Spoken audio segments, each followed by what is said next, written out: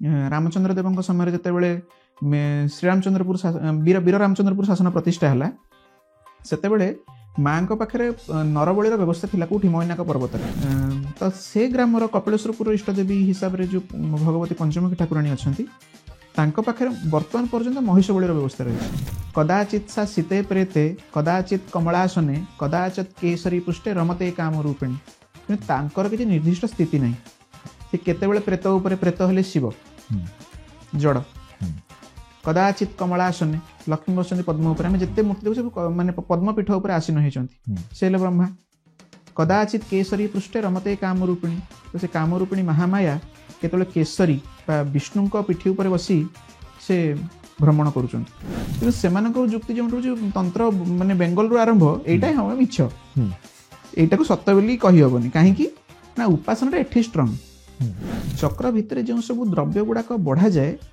ताहा हांडी रे ही रहे थाली रे बढ़ा जाए नहीं तेणुक जगन्नाथ भोग को अबढ़ा भोग बोली कहती से भोगटी बढ़ा जाए से हांडी रे सही प्रकार ही रुहे अबढ़ा शब्द से आरंभ चैतन्य प्रेरित सहजिया वैष्णव धर्म कबल आम उत्कलर सेना तार शिकार हेले एवं खोल कीर्तन धरिकी नाचिकी निज जातिर प्रेतकर्म करने बाहरी पड़े सेतेबेले राजगुरु वर्धन महापात्र प्रणीत दुर्गोत्सव चंद्रिकार प्रयोग द्वारा अनेक स्थान रे ग्राम देवी मंदिर मान स्थापित है लोकनाथ शिव यात्रा तीर्थयात्रा महोदधि विमला भैरवी यात्रा जगन्नाथस्तु भैरव उत्कल माटी उड्डयन तंत्र पर सुप्रसिद्ध उत्कलीय माटी रे तंत्र इतिहास अति प्राचीन तंत्र को नहीं जे गोटे केवल संकीर्ण मानसिकता जे किसी गुणीगारेडी इत्यादि नुहे तंत्र गोटे प्रशस्त चतुर्वर्ग फलदायिनी मार्ग एवं विशेषतः उड्डयन तंत्र जो तंत्र पाई आमे प्रसिद्ध ओडिशा माटी प्रसिद्ध से ही तंत्र विषय रे आज आमे ए एपिसोड रे कथा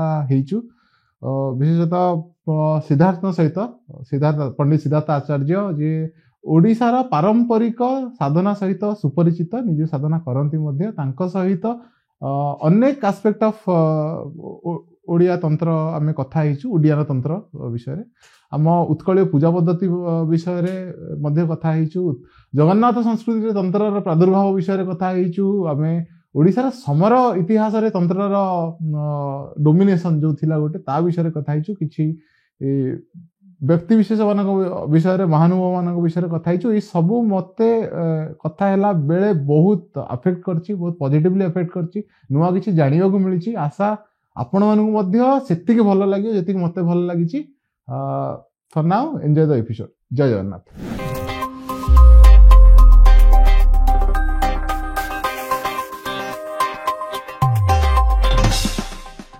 सिद्धार्थ कथावार्ता को स्वागत जय जगन्नाथ नमस्ते चंडिकाय श्री गुरुभ्यो नमः जय जगन्नाथ सर्वप्रथम आजिर एपिसोड टी आरंभ करने पूर्व मुझे चाहूँगी तुम निज अनुभूति तंत्र जनित किसी अनुभूति किसी लोकों सहित शेयर कर विभाव्यम जपन मंत्रम ध्यात्वा देवीं त्रिवर्गदाम आनंदाश्रुणी पुलोक देहावेश सुरेश्वरी अर्थ आम जहाँ को भी पूजा करे जमीती भी पूजा करे जो तत्व पूजा करे से देवी हेले त्रिवर्गदात्री तांकु जदि स्मरण मात्रेण एवं तांकु पूजा करने मात्रेण जदि आखि के दुईटपा आलुह आसीगला तेबे से संतुष्टा तेणुक शास्त्र कहुई बिंदु तर्पण संतुष्टा अत्यधिक द्रव्यर आवश्यकता नाही तेणुक माँ पाखे पिला हो गले सबू होगला तेणुक आदिशंकर लिखिले त्वदनुसरणम क्लेशहरणम तेणुक माँ को जदि आम केवल अनुसरण करवा अनेक जिनस आम त्राही पाइबा मोक्षर मार्ग प्रशस्त हेब एवं अनेक सिद्धि से अचिरे भक्त को बा साधक को दे दियंती गोटे कथा जानिचे परम जाने माता तदनुसरणम क्लेशहरणम ठीक तेणुक ऑर्थोडॉक्स ब्राह्मण परिवार हिसाब से जमतिका देवी पूजा गुड़िक आम घर मानक प्रशस्त एवं शासन परंपरा एवं आमर व्यक्तिगत घरोई परंपरा माँ पूजाटा हूँ निर्धार्य सबू बंद गले चलो सूतक दोष व मृतक दोष हेले वर्षे पर्यंत माणबसा हुए विभिन्न पर्वपर्वाणी हुए कि दुर्गा पूजा बंद हुए तेणुक माँ पूजाटा सर्वकालीन प्रशस्त से सबु समय जेकोसी परिस्थिति बहु आडंबर नहेले बहुत स्वल्परे माँ पूजा तत्व गुड़ी को संग्रह करी करहब ଅତି ଆଡମ୍ବରରେ କରିହେବ ଏବଂ ବହୁତ ନିମ୍ନ ସଂଗ୍ରହରେ ମଧ୍ୟ କରିହେବ। ନିମ୍ନ ସଂଗ୍ରହରେ ତ ତମେ ଜମା ବି କରନି। ଯୋଉମାନେ ମାନେ ଦର୍ଶକ ମାନଙ୍କୁ କହିଦିଏ ଦୁର୍ଗା ପୂଜାର 15 ଦିନ 20 ଦିନ ଆଗରୁ ଏ ଲୋକ ଘର ଛାଡିକି ଯିବନି, କାରଣ ଶିଶିର ପାଣି, ବର୍ଷା ପାଣି, କଣ କଣ ସବୁ କିଛି ସଂଗ୍ରହ କରିକି ଘରେ ଦୁର୍ଗା ପୂଜାଟି ହୁଏ, ଷୋଳ ପୂଜାଟି ବସନ୍ତି। କୁହ। ତେଣୁକରି ଆମ ବଚ୍ଛସ ପରିବାରରେ, ବଚ୍ଛସ ରାଜଗୁରୁ ପରିବାର ମାନଙ୍କରେ ଆମର ଦୁର୍ଗା ପୂଜାଟି ଉଗ୍ରଚଣ୍ଡା କଳ୍ପରେ ହୁଏ। ତ ଉଗ୍ରଚଣ୍ଡା କଳ୍ପରେ ପୂଜା ହେଲେ ଦେବୀଙ୍କର ସ୍ୱରୂପ ଅତ୍ୟଧିକ ପରିମାଣରେ ଉଗ୍ର। 3ଟି କଳ୍ପ ରହିଛି, ଗୋଟେ ଉଗ୍ରଚଣ୍ଡା କଳ୍ପ, ଗୋଟେ ଭଦ୍ରକାଳୀ କଳ୍ପ ଏବଂ ଗୋଟେ କାତ୍ୟାୟନୀ କଳ୍ପ। ସାର୍ବଜନୀନ ଭାବେ କାତ୍ୟାୟନୀ କଳ୍ପରେ ପୂଜା ହୁଏ, କିନ୍ତୁ ଆମ ବଚ୍ଛସ ପରିବାର ମାନଙ୍କରେ ଉଗ୍ରଚଣ୍ଡା କଳ୍ପ ବିଧାନରେ ହିଁ ବହୁ ବର୍ଷରୁ ପୂଜା ହେଇ ଆସୁଛି।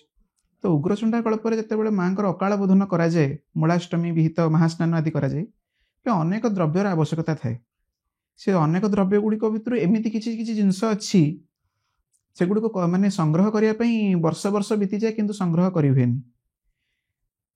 କିନ୍ତୁ ସେଗୁଡ଼ିକ ସେ ସମୟ ହେଲେ ମାନେ ଅକସ୍ମାତ ବର୍ଷା ହେବ, ଅକସ୍ମାତ କାକର ପଡ଼ିବ, ଅକସ୍ମାତ କୁହୁଡ଼ି ହେବ, ସେ ଜିନିଷ ଗୁଡ଼ାକ ସଂଗ୍ରହ ମନକୁ ମନ ହେଇଯାଏ। ଯେଉଁ ଜିନିଷ ଗୁଡ଼ାକ ମିଳେନି କାହା ମାଧ୍ୟମରେ ଆସିକି ପହଞ୍ଚିଯାଏ। ଗୋରଜନା ସହଜରେ ମିଳେନି, କିନ୍ତୁ ଆସିକି ସେ ସମୟରେ ପହଞ୍ଚିଯାଏ। ବେଣାଚର ଓରିଜିନାଲ ମିଳେନି, ସେ ଆସିକି ପହଞ୍ଚିଯାଏ। ଏହା ହିଁ ମାଙ୍କର କୃପା। ତେଣୁକରି ସେ ଯେତେବେଳେ ଚାହିଁବେ ପୂଜା ହେବା ପାଇଁ, ସେ ଜିନିଷ ଗୁଡ଼ିକ କେମିତି ଆସିକି ପହଞ୍ଚେ କେବଳ ମା ଜାଣନ୍ତି ଏବଂ ତାଙ୍କୁ ପୂଜା କରୁଥିବା ଭକ୍ତଟିଏ ଜାଣେ। ଘରେ କିଛି ନଥିବ, କିନ୍ତୁ ସେଦିନ ସକାଳୁ ହେଲା ବେଳକୁ ସବୁ ଜିନିଷ ଆସିକି ପହଞ୍ଚି ଯାଇଥିବ। ମୋର ମନେ ପଡ଼ୁଛି ଫାଇଲିନ୍ ବେଳେ ବାତ୍ୟା ହୁଏ ପ୍ରତ୍ୟେକ ବର୍ଷ।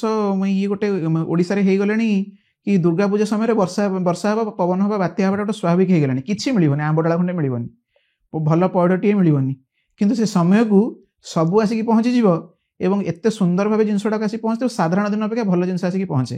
ତେଣୁକରି ଦ୍ରବ୍ୟ ପ୍ରିୟା ସେ, ତେଣୁକରି ତାଙ୍କ ପାଇଁ ଯାହା ଯାହା ଦରକାର ମଣିଷକୁ ଖୋଜିବାକୁ ପଡ଼େନି, କାହାର ନା କାହାରି ମାଧ୍ୟମରେ ମନକୁ ଆସିକି ସେ ଉପସ୍ଥିତ ହେଇଯାଏ ଏବଂ ଖୋଜିବାକୁ ପଡ଼େନି। ସେ ସମୟ ଆସିବ, କାଶତଣ୍ଡି ଫୁଲ ଫୁଟିଲା, ଶରତ ଋତୁରେ ଆସିଲା ମାନେ ଶାରଦୀୟ ମହାପୂଜା ହେବ, ମାନେ ମହାପୂଜାର ସବୁ ଜିନିଷ ଆସିକି ପହଞ୍ଚିଯାଏ। ସେ ମହାସ୍ନାନଠୁ ଆରମ୍ଭ କରି ଦେବୀଙ୍କର ଦୁର୍ଗା ମାଧବ ଭେଟ ପର୍ଯ୍ୟନ୍ତ କୋଉଥିରେ ପରିଶ୍ରମ କରିବାକୁ ପଡ଼େନି, କିନ୍ତୁ ସାମାନ୍ୟରେ ଟିକେ ମାନେ ଭକ୍ତିରେ ମାଙ୍କୁ ଡାକିଲେ ସେ ପ୍ରସନ୍ନ ହେଇଯାଆନ୍ତି। ଏହାଠୁ ବଡ଼ ଦିବ୍ୟ ଅନୁଭୂତି ଆଉ କ'ଣ ହେଇପାରିବ?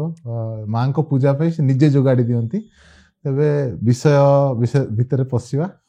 ତନ୍ତ୍ର କ'ଣ ବୋଲି ଅନେକ ଲୋକ ନାନା ମୁନି ନାନା ମତ ଦେଇଛନ୍ତି। କିଏ ତନୁତାରାତି ତନ୍ତ୍ର, ତ ଗୋଟେ ଟୁଲ ତନ୍ତ୍ର, ଏମିତି ମଡର୍ନ ପର୍ସପେକ୍ଟିଭରେ ଲେଖା ହେଇଛି। ତମ ମତରେ ତନ୍ତ୍ର କ'ଣ? ଆଗତମ୍ ପଞ୍ଚବକ୍ତ୍ରାତୁ ପ୍ରବିଶ୍ୟନ୍ତି ଗିରିଜାମୁଖୀ ମତଂ ଚ ବାସୁଦେବସ୍ୟ ତସ୍ମାତ୍ ଆଗମ ଉଚ୍ୟତେ। ତନ୍ତ୍ରର ଅନ୍ୟ ଏକ ନାଁ ହେଉଛି ଆଗମ। ଆଗମୋକ୍ତ ବିଧାନରେ ପୂଜା କରିବାକୁ ତନ୍ତ୍ରାଚାର ବା ତନ୍ତ୍ରୋଦିତ କ୍ରିୟା ବୋଲି କୁହାଯାଏ। ତନ୍ତ୍ରର କେତେଗୁଡ଼ିଏ ମାର୍ଗ ରହିଛି, କେତେଗୁଡ଼ିଏ ହେଉଛି ବେଦାନୁକୂଳିତ ମାର୍ଗ, ବେଦ ଅନୁକୂଳ ସେଗୁଡ଼ିକ ଯାଏ, କେତେଗୁଡ଼ିଏ ବେଦର ବିରୁଦ୍ଧ ମାର୍ଗରେ ଯାଏ। ଏମିତି ବାମାଚାର ଏବଂ ଦକ୍ଷିଣାଚାର ଭେଦରେ ଏଇଟା ଦ୍ୱିବିଧ। ଆମେ ଯଦି କେବଳ ମିନିଂକୁ ଯିବା, ତନ୍ତ୍ର ହେଉଛି ପ୍ରୟୋଗସାର। ଗୋଟେ ପ୍ରୟୋଗ କରିବାର ବିଦ୍ୟାଟା ହେଉଛି ତନ୍ତ୍ର। ଯେମିତି ରାଜତନ୍ତ୍ର, ଗଣତନ୍ତ୍ର, ଏଗୁଡ଼ିକ ସବୁ ତନ୍ତ୍ର ଶବ୍ଦ ସେଥିରେ ଯୋଡ଼ି ହେଇଯାଇଛି। ତ ପ୍ରୟୋଗସାର ହେଉଛି ତନ୍ତ୍ର। ଗୋଟେ ଜିନିଷକୁ ପ୍ରୟୋଗ କରିବା, ଯେକୌଣସି ବିଦ୍ୟାକୁ ପ୍ରୟୋଗ କରିବା, ସେଇଟା ହେଉଛି ତନ୍ତ୍ର। ଆମେ ଲିଟରେଚର ପଢ଼ିଲେ କିନ୍ତୁ କବିତାଟେ ଲେଖିବା, ଗଳ୍ପଟେ ଲେଖିବା, ଗୋଟେ ସଂକଳନ କରିବା, ସେଇଟା ତନ୍ତ୍ର। ସେହି ପ୍ରକାର ଯଦି ଆମେ ସେ ବିଷୟ ଭିତରକୁ ଯିବା, ତନ୍ତ୍ରଟା ହେଉଛି ଗୋଟେ ପ୍ରୟୋଗାତ୍ମକ ବୈଶିଷ୍ଟ୍ୟ ଶାସ୍ତ୍ରର। ତନ୍ତ୍ର ମାଧ୍ୟମରେ ଆମେ ଅନେକ ଜିନିଷକୁ ପ୍ରୟୋଗ କରିପାରିବା। ଯଥା ଗୋଟେ ଲୋକର ଦେହ ଖରାପ ଅଛି, ସେ କୌଣସି ବାଟରେ ତାର ଶରୀର ସୁସ୍ଥ ହେଇପାରୁନି, କିଛି ମନ୍ତ୍ରର ଅନୁଷ୍ଠାନ ଦ୍ୱାରା ତାକୁ ସୁସ୍ଥ କରାଯାଇପାରିବ। ଏଇଟା ପ୍ରୟୋଗ, ତନ୍ତ୍ର ପ୍ରୟୋଗ। ଗୋଟେ ଲୋକର ଜୀବନ ଛାଡ଼ୁନି, ତାକୁ ପ୍ରୟୋଗ ମାଧ୍ୟମରେ ତା ଜୀବନଟା ଛାଡ଼ିଯିବ। କାହାର ଗୋଟେ ନିହାତି ମୁଣ୍ଡ ଉପରେ ବାହାଘରଟିଏ ଅଛି, ବ୍ରତଘରଟିଏ ଅଛି, ଗୋଟେ ଲୋକର ଅତି ମାତ୍ରାରେ ଦେହ ଖରାପ, କିନ୍ତୁ ସେ ବଞ୍ଚିବାଟା ନିହାତି ଆବଶ୍ୟକ। ଯଦି ସେ ନ ବଞ୍ଚେ, ବର୍ଷେ ପର୍ଯ୍ୟନ୍ତ ସବୁ ଜିନିଷ ବନ୍ଦ ହେଇଯିବ। ସେଥିରେ ମଧ୍ୟ ତନ୍ତ୍ର ପ୍ରୟୋଗ ଦ୍ୱାରା ଲୋକଟିକୁ ମଧ୍ୟ ଅଟକେଇ ଦେଇ ରଖାଯାଇପାରିବ। ଏମିତି ଅନେକ ବିଧି ଗୁଡ଼ାକ ଅଛି ଯେଉଁଥିରେ ସାଧାରଣ ବିଜ୍ଞାନ ଗୁଡ଼ିକ ସେଠି କାମ ଦିଏନି, କିନ୍ତୁ ତନ୍ତ୍ର ଦ୍ୱାରା, ମନ୍ତ୍ରର ପ୍ରୟୋଗ ଦ୍ୱାରା, ସେ ବିଧି ଦ୍ୱାରା ସେ ଜିନିଷଟି ସମ୍ଭବ ହୁଏ। ଏଇଟା ହିଁ ତନ୍ତ୍ରର ପଜିଟିଭ ଦିଗ, ଯୋଉଟାକି ମାନେ ଜନମାନସର, ଲୋକଙ୍କର ଏବଂ ଜଗତର ମଙ୍ଗଳ ହେତୁ ତାକୁ ପ୍ରୟୋଗ କରାଯାଏ। ଅୟୁର୍ବୁଧନ ସଂହିତାରେ କୁଶ ଦ୍ୱାରା ଗୋଟେ ଅସ୍ତ୍ର ପ୍ରୟୋଗର ଗୋଟେ ବିଧାନ ରହିଛି, ଯାହାକୁ ପ୍ରୟୋଗ କରି ଆମେ କୃଷ୍ଣଲୀଳା ଶୁଣିଥିବା।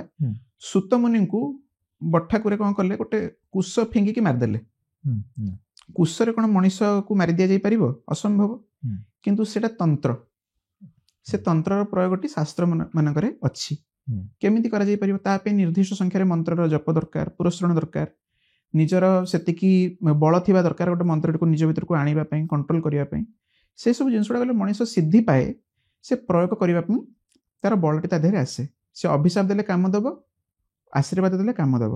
ଆମେ ଯଦି କାହାକୁ ଗୋଟେ ଆୟୁଷ୍ମାନ ଭବ ବୋଲି କହିଦେବା ତାହେଲେ ତାର ଆୟୁ ବଢ଼ିଯିବନି। କିନ୍ତୁ ଗୋଟେ ଲୋକର ଯଦି ପ୍ରକୃତରେ ସିଦ୍ଧି ଥିବ, କୌଣସି ସାଧୁ ହେଇଥିବେ, ମହାତ୍ମା ହେଇଥିବେ, ସିଦ୍ଧ ହେଇଥିବେ, କିନ୍ତୁ ଆୟୁଷ୍ମାନ ଭବ ବୋଲି କହିବେ ସେଇଟା କାମ ଦେବ। ଆମେ ତନ୍ତ୍ର ବିଷୟରେ ଗୋଟେ ସମ୍ୟକ ଅବଧାରଣା ନେଲେ, ତେବେ ଆମେ ଯଦି ଆସିବା ଆମ ନିଜ ବିଷୟ ବିଷୟରେ, ଓଡ଼ିଶାର ତନ୍ତ୍ର ଇତିହାସ ବିଷୟରେ, ବିଶେଷତଃ ଉଡ୍ଡୀୟାନ ତନ୍ତ୍ର ବିଷୟରେ, ଅନେକ ଜାଗାରେ ଅନେକ କିଛି ଉଡ୍ଡୀୟାନ ତନ୍ତ୍ର ବିଷୟରେ ଲେଖା ହେଇଛି। କେହି କେହି ୟାକୁ ଓଡ଼ିଶାର ନିଜସ୍ୱ ତନ୍ତ୍ର ସାଧନା ବୋଲି ଅଭିହିତ କରିଛନ୍ତି, କେହି କେହି ୟାକୁ ଗୋଟେ ବ୍ରାହ୍ମ ଧର୍ମର ତନ୍ତ୍ର ଆରାଧନା ନୁହେଁ, ବରଂ ଗୋଟେ ବୁଦ୍ଧ ଧର୍ମର ବୁଦ୍ଧୀୟ ତନ୍ତ୍ର ଆରାଧନା ବିଷୟ ସହିତ ଯୋଡ଼ିଛନ୍ତି। ଏ ବିଷୟରେ ତମ ଧାରଣା କ'ଣ କହିବ? ଯେତେବେଳେ ଦେବୀଙ୍କର ମହାପୂଜା ହୁଏ, ପୂଜାରେ ବିଶେଷ ଆବଶ୍ୟକତା ହେଉଛି ନ୍ୟାସ। ବିଭିନ୍ନ ପ୍ରକାର ନ୍ୟାସ ଅଛି। ଆସନ ଶୁଦ୍ଧି, ଭୂତ ଶୁଦ୍ଧି ଆଦି ପରେ ମାତୃକା ନ୍ୟାସ ଆଦିର ବ୍ୟବସ୍ଥା ଅଛି। ବୃହତ ପୂଜା ଗୋଟେ ଷୋଢ଼ା ନ୍ୟାସ ଆଦିର ବ୍ୟବସ୍ଥା ଅଛି। ସେ ପ୍ରକାର ଦେବୀଙ୍କ ପୂଜାରେ ଗୋଟେ ପୀଠ ନ୍ୟାସ କରାଯାଏ। ପୀଠ ନ୍ୟାସ କରାଯାଏ, ଅନେକ ଗୁଡ଼ିଏ ପୀଠ ଯାହା ଭାରତବର୍ଷରେ, ଅଖଣ୍ଡ ଭାରତବର୍ଷରେ ଅଛି, ସେ ପୀଠ ଗୁଡ଼ିକୁ ପୂଜା ମଧ୍ୟରେ ନ୍ୟାସ କରାଯାଏ ଏବଂ ସେ ପୀଠ ଗୁଡ଼ିକୁ ଆବାହନ କରାଯାଏ। କାରଣ ସେ ପୀଠର ଯେଉଁ ମୂଳ ଦେବତା ଯିଏ ବା ଇଷ୍ଟ ଦେବତା ଯିଏ, ସେ ପୀଠର ଯିଏ ଅଧୀଶ୍ୱର ବା ଅଧୀଶ୍ୱରୀ ଯିଏ, ସେ ମଧ୍ୟ ସେ ମହାପୂଜାରେ ସମ୍ମିଳିତ ହୁଅନ୍ତି। ପୀଠ ନ୍ୟାସ କରାଯାଏ। ତ ତନ୍ତ୍ର ପୂଜାରେ 4ଟି ମହାପୀଠ ରହିଛି। ଗୋଟେ ହେଉଛି ଉଡ୍ଡୀୟାନ, ଗୋଟେ କାମରୂପ, ଗୋଟେ ଜଳନ୍ଧର, ଗୋଟେ ହେଉଛି ପୂର୍ଣ୍ଣଗିରି। এই 4ଟା ହେଉଛି ମହାପୀଠ। ଅନ୍ୟ ପୀଠକୁ ନ୍ୟାସ ନ କଲେ ଚଳିବ, କିନ୍ତୁ ଏ 4ଟା ପୀଠ ନିହାତି ଭାବେ ନ୍ୟାସ ହେବା ଆବଶ୍ୟକତା ରହିଛି ଆମ ପରମ୍ପରାରେ ବା ଆମ କ୍ରମରେ। ତେଣୁକରି এই 4ଟି ପୀଠ ଭିତରୁ ଉଡ୍ଡୀୟାନର ନାଁ ଆସୁଛି। ଉଡ୍ଡୀୟାନ କହିଲେ ଆମର ଉତ୍କଳ ବା ଓଡ଼ିଶା, ଏବଂ ତାର ମୂଳ ସ୍ଥାନ ହେଉଛି ପୁରୀ। କାହିଁକି? ଏଠି ବିମଳା ଅଛନ୍ତି। ଉଡ୍ଡୀୟାନ ମହାପୀଠେ ମହାପୁର କ୍ରମୋଦିତେ ରଥଂ କୁର୍ଜ୍ୟାତ ସୁଯତ୍ନେ ଦ୍ୱାଦଶ ଚକ୍ରବେଷ୍ଟିତେ ଷୋଡ଼ଶ ସ୍ତମ୍ଭ ଯୁକ୍ତେନ ପଞ୍ଚଛନ୍ଦା କୃତିଞ୍ଚରିତ ମଧ୍ୟ କାମ୍ପିଲ୍ୟ ଦେଶଞ୍ଚ ସର୍ବତନ୍ତ୍ରେଷୁ ଗୋପିତମ୍। ଶାସ୍ତ୍ରରେ କୁହାଗଲା। ଏଠି ସୁଭଦ୍ରାଙ୍କ ରଥର ବର୍ଣ୍ଣନା ଆମେ ପାଉଛେ। ରତ୍ନସିଂହାସନର ମଝିରେ ଅଛନ୍ତି ସୁଭଦ୍ରା। ଆମେ ତାଙ୍କୁ ଦେଖିକି ଶ୍ରୀମନ୍ଦିରର ଆମେ ଯଦି ସ୍ଥିତି ଦେଖିବା, ସୁଭଦ୍ରାଙ୍କଠୁ ବିମଳା, ବିମଳାଙ୍କଠୁ ମହାଲକ୍ଷ୍ମୀ ଏବଂ ମହାଲକ୍ଷ୍ମୀଙ୍କଠୁ ପୁଣି ସୁଭଦ୍ରା, ଏ ଗୋଟେ ନିମ୍ନ ତ୍ରିକୋଣ ସୃଷ୍ଟି ହେଉଛି, ଯାହାକି ତନ୍ତ୍ରର ଯେଉଁ ମୂଳ ଯୋନିଯନ୍ତ୍ର, ଯେଉଁ ଆମର କ'ଣ ରେଖଚିତ୍ର, ସେ ଅନୁସାରେ ନିମ୍ନମୁଖୀ ଗୋଟେ ତ୍ରିକୋଣ ସୃଷ୍ଟି କରୁଛି, ଯାହାକି ତନ୍ତ୍ରର ମୂଳାଧାର ବା ଯୋନିପୀଠ। ତ ଏଠି ସେ ଜିନିଷଟି ଅଛି। ଏବଂ ସେଇ ଆଧାରରେ ଆମେ ଆଉ ଟିକେ ଭିତରକୁ ଯିବା, ଏଟାକୁ ଶ୍ରୀଚକ୍ର ଅଧିଷ୍ଠିତ ପୀଠ ବୋଲି କୁହାଯାଇଛି, କି ଶ୍ରୀଚକ୍ର ଉପରେ ମହାପ୍ରଭୁ ବସିଛନ୍ତି। ତ ମନ୍ଦିର, ଜଗନ୍ନାଥଙ୍କ ମନ୍ଦିର ଏବଂ ତା ଭିତରେ ସନ୍ନିହିତ ହୋଇଥିବା ଦେବାଦେବୀ ଗଣ ଯନ୍ତ୍ରର ଆକୃତିରେ ଖଞ୍ଜି ହେଇଯାଇଛନ୍ତି। ତା ଭିତରେ ଗୋଟେ ସ୍ୱତନ୍ତ୍ର ଉର୍ଜା ଅଛି। ସେ ଉର୍ଜାଟା ସେଇଠୁ କାମ ଦେଉଛି। ଏବଂ ଯାହାର ନାୟିକା ହେଲେ ବିମଳା ଏବଂ ନାୟକ ହେଲେ ଜଗନ୍ନାଥ ମହାପ୍ରଭୁ ନିଜେ। ତେଣୁକରି ଏଠି ଆମେ ଦୁର୍ଗା ମାଧବ ଉପାସନା କରୁଛେ। ତ ଆମ ପୀଠର ସ୍ୱତନ୍ତ୍ରତା ହେଲା, ଏଠି ଦୁର୍ଗା ମାଧବ। ଆମର ଅନ୍ୟ ପରମ୍ପରାରେ ଶିବ ଦୁର୍ଗା ଉପାସନା ଅଛି, ଶିବକାଳୀ ଉପାସନା ଅଛି, ଭୈରବ ଭୈରବୀ ଉପାସନା ଅଛି। ଆମର ଏଠି ଦୁର୍ଗା ମାଧବ। ଟିକେ କମ୍ପ୍ଲେକ୍ସ ହେଇଯାଉଛି।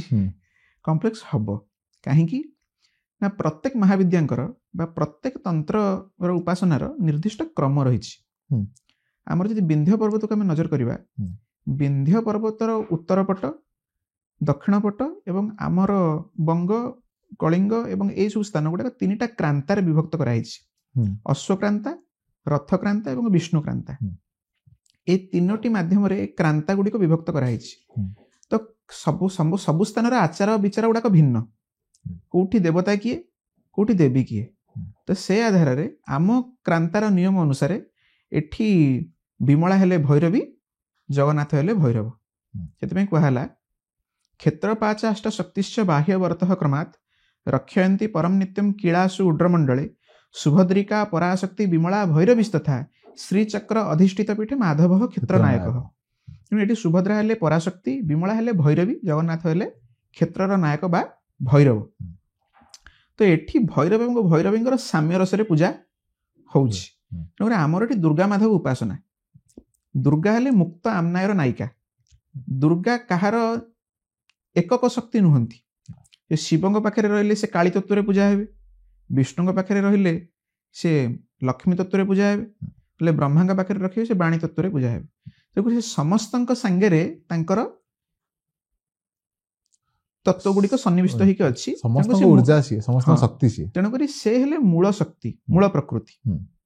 तेणु करी तांको जहा समय आमे पूजा करिबा से प्रकार हे जिवो। आमे यदि आउ टिके मॉडर्न जिनस को अनुसरण करिबा, से इलेक्ट्रिसिटी जो टर्बाइन रु जनरेट होउची सेठु बाहर के आसुची 33 केवी को आसुची, 11 केवी को आसुची, 440 होउची, तापर हमर 220 वोल्ट रे हमर बॉल जळुची, लाइट जळुची, टीवी चलुची, सब होउची।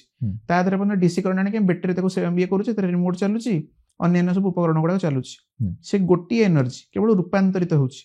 सही प्रकार एठी एनर्जी बा शक्ति र तत्वटा विभिन्न प्रक्रिया को एवं विभिन्न तत्व को रूपांतरित होउची। से गोटी शक्ति रूपांतरित हो जाउची। तेणु करी जहा पाखे रहला ता शक्ति, सेति में एठी गोटा अभेद रहिछि।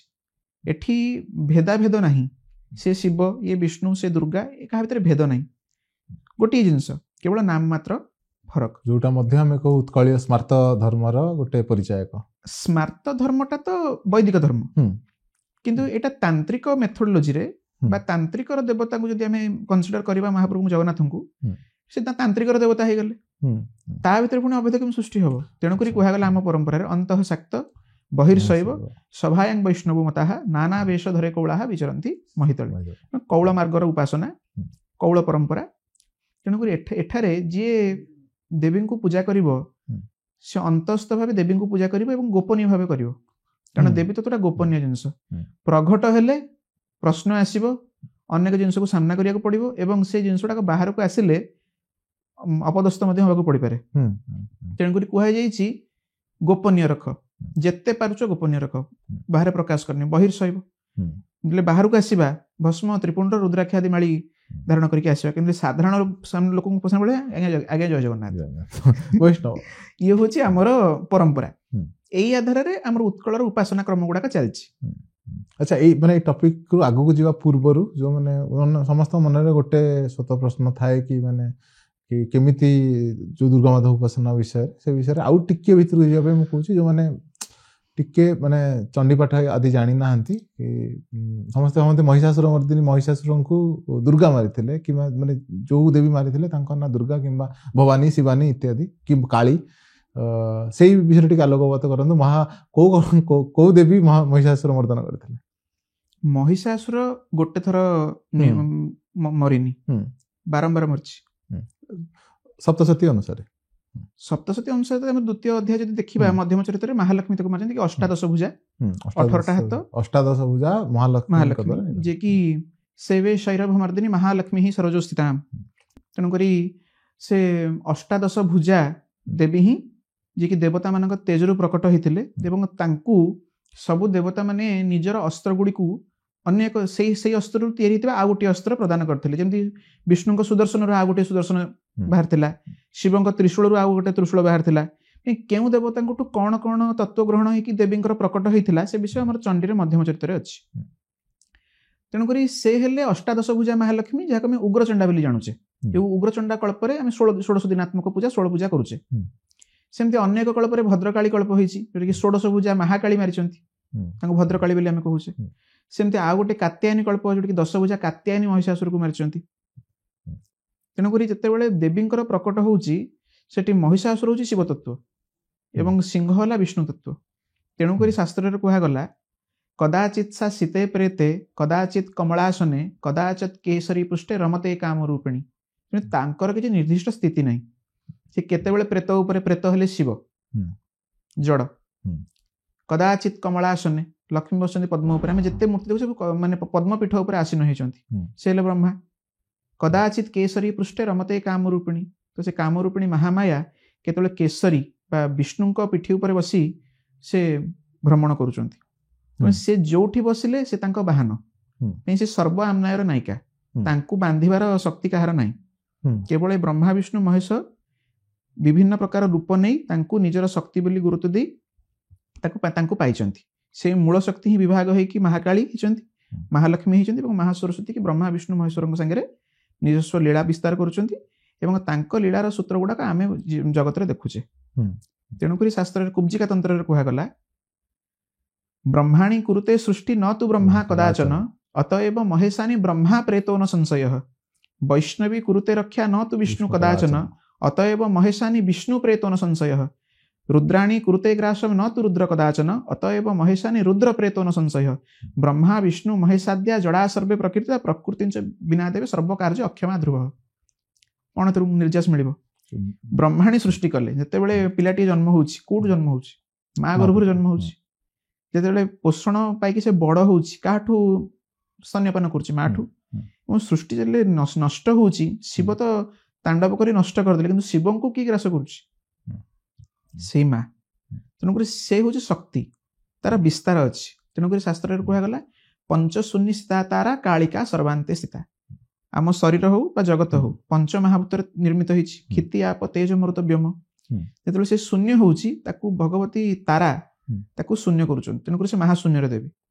ଯେତେବେଳେ ସବୁ ନଷ୍ଟ ହେଇକି ପ୍ରଳୟ ହେଇଯାଉଛି, ଅନ୍ଧକାର ହେଇଯାଉଛି, ସେ ହେଲେ କାଳୀ। ସେଇ ଯୋଉ କରାଳ ବଦନା, ସେ ହିଁ ମହାକାଳୀ। ଯେତେବେଳେ ମହାଶୂନ୍ୟ କେମିତି ପଳଉଛି, ସବୁଆଡେ କଳା, କିଛି ନାହିଁ, ମହାଶୂନ୍ୟରେ କିଟକିଟ ଅନ୍ଧାର, ସେ ହେଲେ କାଳୀ।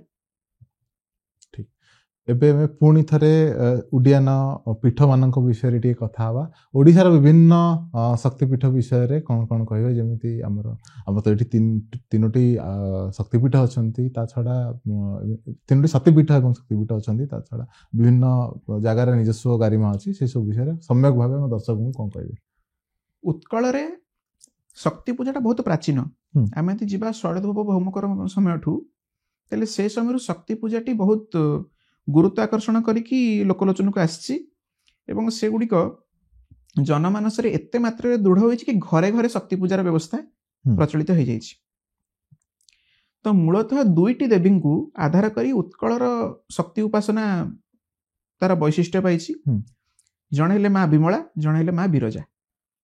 ତ ଏ ଦୁଇ ଜଣଙ୍କୁ ନେଇ ଓଡ଼ିଶାର ଶକ୍ତିପୀଠ ଏବଂ ଶକ୍ତି ପୂଜାର ଯୋଉ ରହସ୍ୟ ଗୁଡ଼ିକ ଫିଟି ଫିଟି ଆସିଛି। ତ ଇ ବିଗତ 5000 ବର୍ଷର ଇତିହାସ ଯଦି ଦେଖିବା, ସେଇ ହିସାବରେ ଗଢ଼ି ଆସିଛି। ତେଣୁକରି ଉପାସନା ତ ବହୁତ ପ୍ରାଚୀନ, କିନ୍ତୁ ସ୍ୱରୂପଗତ ଉପାସନା ଗୁଡ଼ାକ ଧୀରେ ଧୀରେ ଡେଭଲପ୍ କରିଛି। ଯେମିତି ଆମେ ଦେଖିବା, ଯଦି ଆମେ ଯାଜପୁର ବେଲ୍ଟକୁ ଯିବା, ସେଠି ଚାମୁଣ୍ଡା ଉପାସନାଟା ବହୁତ ଷ୍ଟ୍ରଙ୍ଗ ଥିଲା। ବର୍ତ୍ତମାନ ବି ଅଛି, କିନ୍ତୁ ଆଗ ଭଳି ନାହିଁ, ନଷ୍ଟ ହେଇଗଲାଣି ଧୀରେ ଧୀରେ। ବହୁତ ଇଣ୍ଟେନ୍ସ ଥିଲା ସେ ସମୟରେ ସେ ଉପାସନାଟା, ଏବଂ ଚାମୁଣ୍ଡାଙ୍କର ପାଖରେ ହିଁ ବଳି ବିଧାନ ଏବଂ ଚାମୁଣ୍ଡାଙ୍କ ପାଖରେ ହିଁ ତାଙ୍କର ମନ୍ତ୍ର ପ୍ରୟୋଗ କରିକି ପଶୁ ହନନ, ପ୍ରୋକ୍ଷଣ ଆଦି କରାଯାଉଥିଲା। ତ ସେଇ ଯୋଉ କ୍ରିୟା ଗୁଡାକ ଚାମୁଣ୍ଡାଙ୍କୁ ହିଁ ଡେଡିକେଟେଡ ଥିଲା, କି ଯେହେତୁ ସେ ଚଣ୍ଡ ଏବଂ ମୁଣ୍ଡଙ୍କୁ ବଧ କରିଥିଲେ ଏବଂ ସେ ଅତ୍ୟଧିକ ଗୋଟେ କ୍ରୋଧିତ ଚେହେରା ଯଦି ଆମେ ମାଙ୍କର ଜଷ୍ଟିଫାଇ କରିବା, ସେ ଚାମୁଣ୍ଡାଙ୍କ ସ୍ୱରୂପଟାକୁ ହିଁ ବୁଝେଇବ। ତେଣୁ ସେଇ ହିସାବରେ ତାଙ୍କ ପାଖରେ ହିଁ ପଞ୍ଚମକାର ଏବଂ ବଳି ପ୍ରୋକ୍ଷଣ, ରକ୍ତ ଆଦିର ପ୍ରୟୋଗ ତାଙ୍କ ପାଖରେ କରାଯିବାଟା ମାନେ ଲଜିକାଲି ଆମେ ଦେଖୁଛେ କି ଠିକ। ଗୋଟେ ସୌମ୍ୟ ତତ୍ତ୍ୱର ଦେବୀଙ୍କ ପାଖରେ ଏସବୁ ଜିନିଷର ପ୍ରୟୋଗ ହବା ଏବଂ ଗୋଟେ ଏକଦମ ଉଗ୍ର ସ୍ୱରୂପାଙ୍କ ପାଖରେ ଜିନିଷର ପ୍ରୟୋଗ ହବା ଭିତରେ ପ୍ରତ୍ୟକ୍ଷ ପଞ୍ଚମକାର ଗୁଡ଼ିକର ଫରକ ଅଛି। କାଳୀଙ୍କୁ ଦେଖିବା ଏବଂ ଚାମୁଣ୍ଡାଙ୍କୁ ଦେଖିବା, କାଳୀଙ୍କଠୁ ଚାମୁଣ୍ଡା ଆହୁରି ଫିୟରସମ, ଆହୁରି ଇଣ୍ଟେନ୍ସ। ସେ ଇଣ୍ଟେନ୍ସିଟିଟାକୁ ଆମେ ଅନୁଭବ କରିପାରିବା। ଗୋଟେ ଶିହରଣ ସୃଷ୍ଟି ହବ, ଗୁଜବମ୍ସ ଆସିବ। କେମିତି ଆସିବ? ଗୋଟେ ସେ ପ୍ରକାର ସ୍ୱରୂପ ଦେଖିଲେ ତ ଆସିବ। ତେଣୁକରି ସେଟା ଯୋଉଟା ଅନକଣ୍ଟ୍ରୋଲଡ ଏନର୍ଜି, ସେଟା ବ୍ୟାରିୟର ନାହିଁ। ତ ଯେମିତି ମାନେ ଆମେ ଗୋଟେ ଇନ୍ସୁଲେଟେଡ ନଥିବ, ଗୋଟେ ତାର ଛୁଆ ହଠାତ୍ କିନା ଗୋଟେ ସକ୍ ଖାଇବା, ଚାମୁଣ୍ଡା ହେଲେ ସେଇ କାଟାଗୋରୀର। ମାନେ ଯଦି କିଛି ଜାଣିନଥିବ, ହଠାତ୍ କିନା ଗୋଟେ ଲୋକ ଯାଇକି କିଛି ଗୋଟେ କରିଦେଉଛି, ସେ ସକ୍ ଖାଇବାଟା ଥୟ।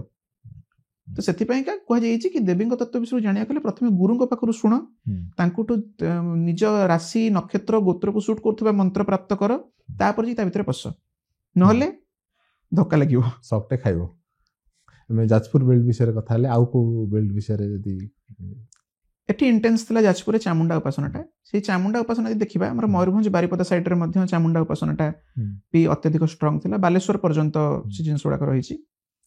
तापर यदि आम एपट बेल्ट को देखा आमर ओडिशार अन्य स्थान मान पुरी भितर को आसवा पुरी भितर भी चामुंडा उपासना बहुत स्थान अच्छी आम जब अविभक्त पुरी जिला को देखा तो जो सब शासन गुड़ाक तत्कालीन समय गंगवंश आरंभ कर भोईवंश पर्यंत होती सबु गाँव में पाखापाखि चामुंडा अच्छा हरचंडी बोली आम लोकाल ना संबोधन करुचे आमर पुर वीर नरसिंहपुर वीर रामचंद्रपुर आमर विश्वनाथपुर श्रीरामचंद्रपुर शासन ये सब भितर प्रत्यक्ष चामुंडा मूर्ति रही आम जदि जीवा आठगड़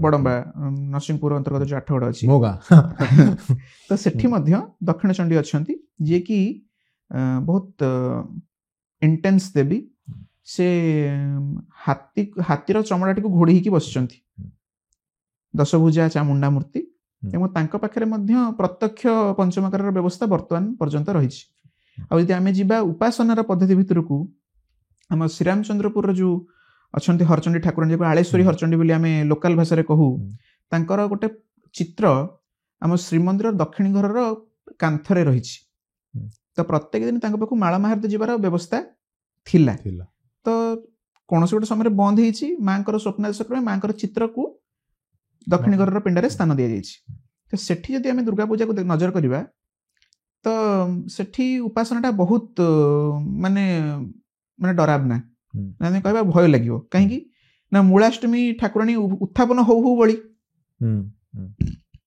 ये दिन बड़ी कौ दिन आमर आठ पूजा जो दिन आरंभ होसी दिन बड़ी पुणी सप्तमी अष्टमी नवमी बड़ी तो सेठी उपासनाटा आहरी गोटे डेनसीटी सेठी अच्छी कि बलि प्रक्षण एवं पंचमकार प्रयोग गुड़ाक स्ट्रांगली से जगह अच्छी सेमती विश्वनाथपुर हरचंडी अच्छा वीर नरसिंहपुर अच्छा तो ए स्थान में उपासना गुड़ाक सेमती अच्छी कौ स्थान में शारदीय पूजा क्यों स्थान चैत्र मासरे नवपत्रिका पूजा किंतु उपासनाटी अच्छी स्ट्रांग अच्छी से हिसाब से जी आम बाणपुर भगवती से क्रमर जे चंडकाली मूर्ति जो बलिजेना परंपरा अच्छी तो नरबली थिला आम यदि जीवा यही क्रम यदि अविभक्त पुरी जिला नयागढ़ रणपुर जीवा सेठी मैनाक पर्वत उपर देवी दुर्गा थिले तत्कालीन समय रामचंद्र देव समय जितेबाला श्रीरामचंद्रपुर वीर रामचंद्रपुर शासन प्रतिष्ठा है से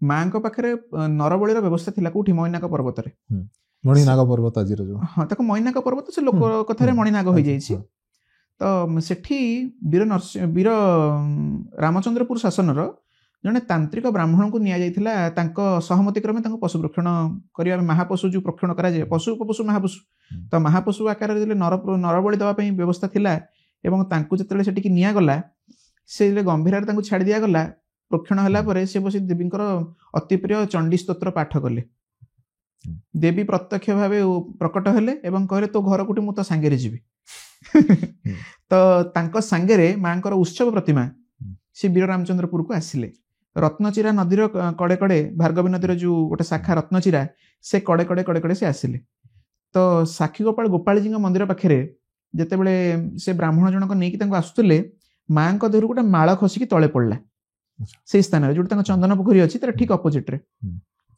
से माल जो पड़ा से गोटे शक्तिपीठ गढ़ी उठला ना हूँ मालेश्वरी एजावत से पीठ अच्छी से पूजा अर्चना अच्छी तो से बाटे बाटे नहीं कि माँ को गोपीनाथ मंदिर में प्रतिष्ठा करागला एवं माँ पाखे प्रत्यक्ष नरबलीर व्यवस्था थिला कालक्रमे से जिनस बंद हो जाए माँ उग्रता वशतः सामना पटु दर्शन करा जाए नहीं एवं मुह जो पट को गाँव रोटे पट जनबसती से पटू ना पदा हो तेणुक सामना दर्शन करा जाए नहीं सामने कांथ अच्छी गोपीनाथ मंदिर भितर अन्य एक मंदिर छोट मंदिर रही पार्श्व एक पार्श्व दर्शन कराए माँ को सामने दर्शन कराए एजावत आधुनिक समाज में से भय एवं से गुरुत्व रही सम्मान रही तेणुक ये हूँ आम प्रत्यक्ष भाव आम ओडिशा रे मोर राजप्रतिष्ठित ब्राह्मण शासन मान देवी पूजा अर्चनार व्यवस्था तो यही प्रकार क्रम जिते ठाकुराणी अच्छा जिते देवीपीठ अच्छी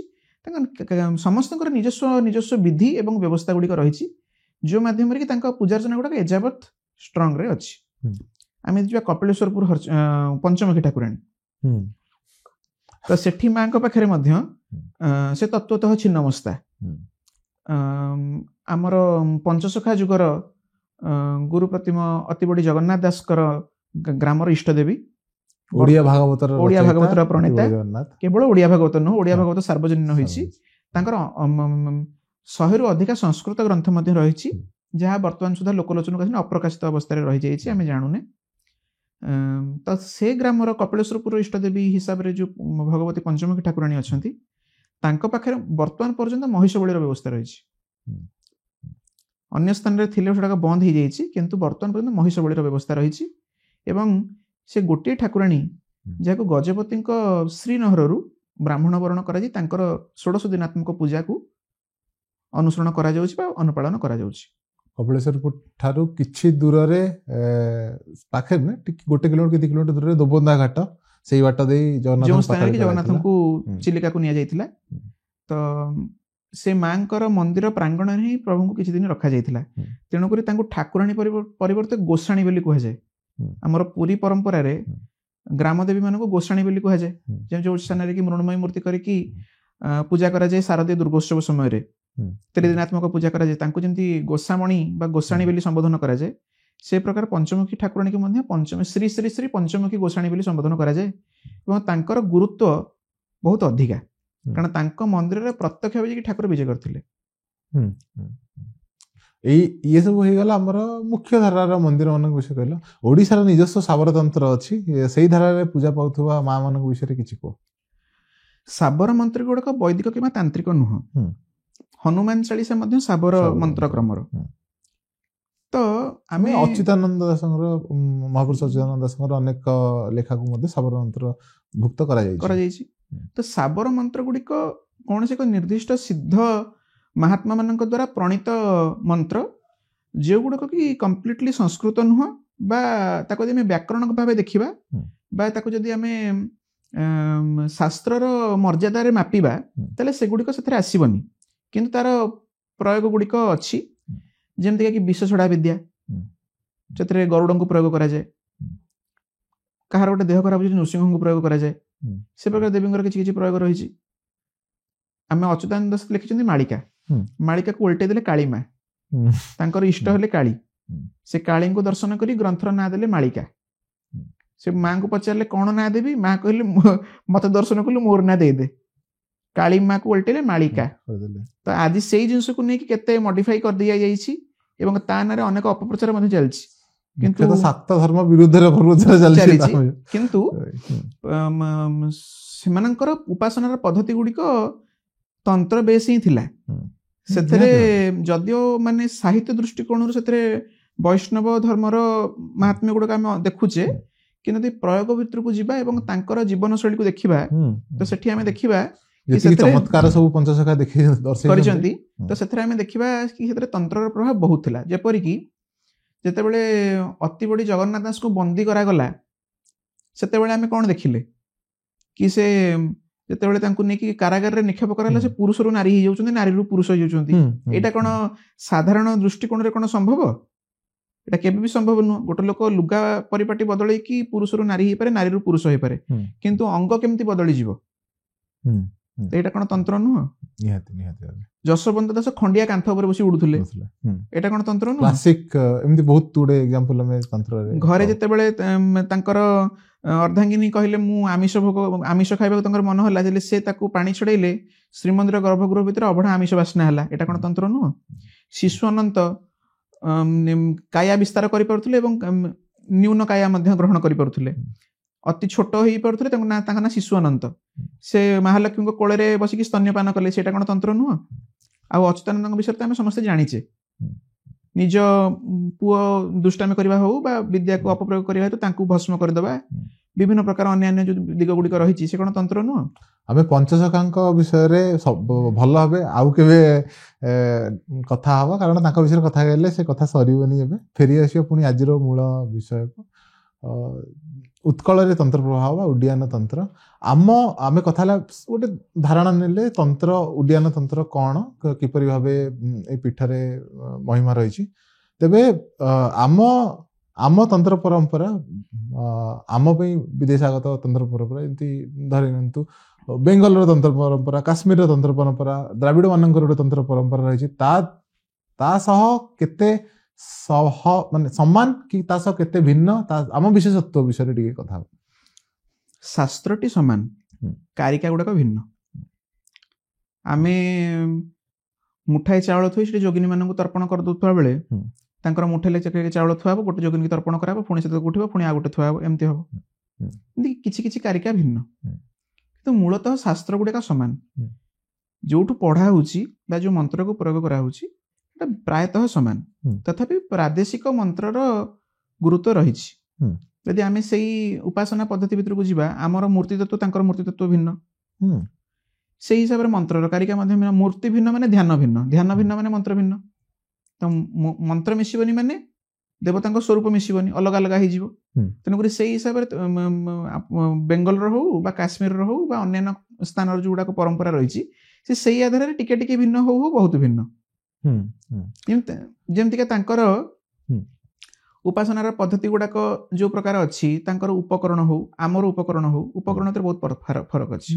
ଯେତେବେଳେ ଆମର ପାତ୍ର ସ୍ଥାପନ ହୁଏ ମହାପୂଜା ସମୟରେ, ଆମର କେତୋଟି ପାତ୍ର ଲାଗେ, ତାଙ୍କର କେତେଟା ପାତ୍ର ଲାଗେ, ପାତ୍ରଗତ ଭାବେ ଫରକ ଅଛି। ଆମେ କେଉଁ ଧାତୁର ପାତ୍ର ବ୍ୟବହାର କରୁ, ସେମାନେ କେଉଁ ଧାତୁର ପାତ୍ର ବ୍ୟବହାର କରନ୍ତି, ସେମାନେ ଆମେ କୋଉ ପ୍ରକାର ଜିନିଷକୁ ବ୍ୟବହାର କରୁ ଅର୍ଘ୍ୟ ସଂସ୍କାର ଆଦି ପାଇଁ ବା ପାତ୍ର ସଂସ୍କାର ପାଇଁ, ସେମାନେ କୋଉ ପ୍ରକାର ଜିନିଷକୁ ବ୍ୟବହାର କରନ୍ତି।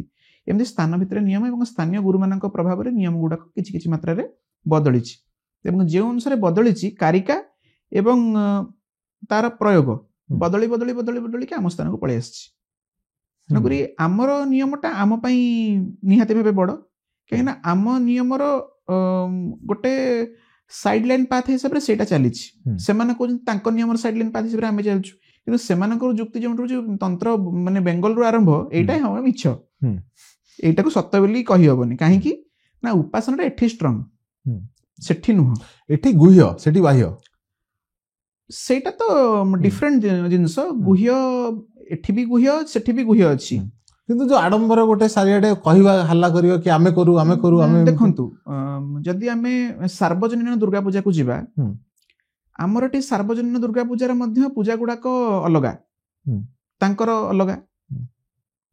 ଆମର ଗୋସାଣୀ ପରମ୍ପରା, ଗୋସାଣୀ ପରମ୍ପରା ଆମର ତନ୍ତ୍ରରେ କୁହାଯାଇଛି ଅଷ୍ଟପାଶ ବଦ୍ଧ ମଣିଷ, ଯିଏ ଅଷ୍ଟପାଶରେ ଯୋଉମାନେ ଆବଦ୍ଧ, ଘୃଣା, ଲଜ୍ଜା, ତିତିକ୍ଷା ଏଇସବୁ ଜିନିଷ ଯୋଉମାନେ ଆବଦ୍ଧ, ସେମାନେ ମହାପୂଜା ଦେଖିବେନି କି ସେ ପାଖକୁ ମଧ୍ୟ ଯିବେନି। ସେଠି ସାଧାରଣ ଭାବେ ଆଳତି ହଉଛି, କୋଉଠି ଝୁଣା ଧୂପ ଦିଆଲାଣି, ଧୂପକାଠି ବୁଲେଇଲାଣି, କେତେ କଣ କରୁଛନ୍ତି। ଆମର ସେସବୁ ଜିନିଷ ନାହିଁ। ଆମର ପୂଜା ହେଲା ମାନେ ଗୋଟେ ଟେରା ପଡିବ, ମାନେ ଗୋଟେ କନା ବନ୍ଧା ହବ, ତା ଭିତରେ ପୂଜା ହବ। ଗୋଟେ ଲୋକଟେ ଯଦି ଗାଡି ନେଇକି ଯିବ, ସେ ଜାଣିପାରିବନି ତା ଭିତରେ କଣ ହଉଛି। ତ ଆମ ପୂଜାଟି ଟିକେ ଗୋପନୀୟ ଏବଂ ଆମର ଟିକେ ମୁଦ୍ରାଗତ ଭାବେ ଜିନିଷ ଗୁଡାକ ଟିକେ ଭିନ୍ନ, ସେମାନଙ୍କ କ୍ରମ ଟିକେ ଟିକେ ଅଲଗା।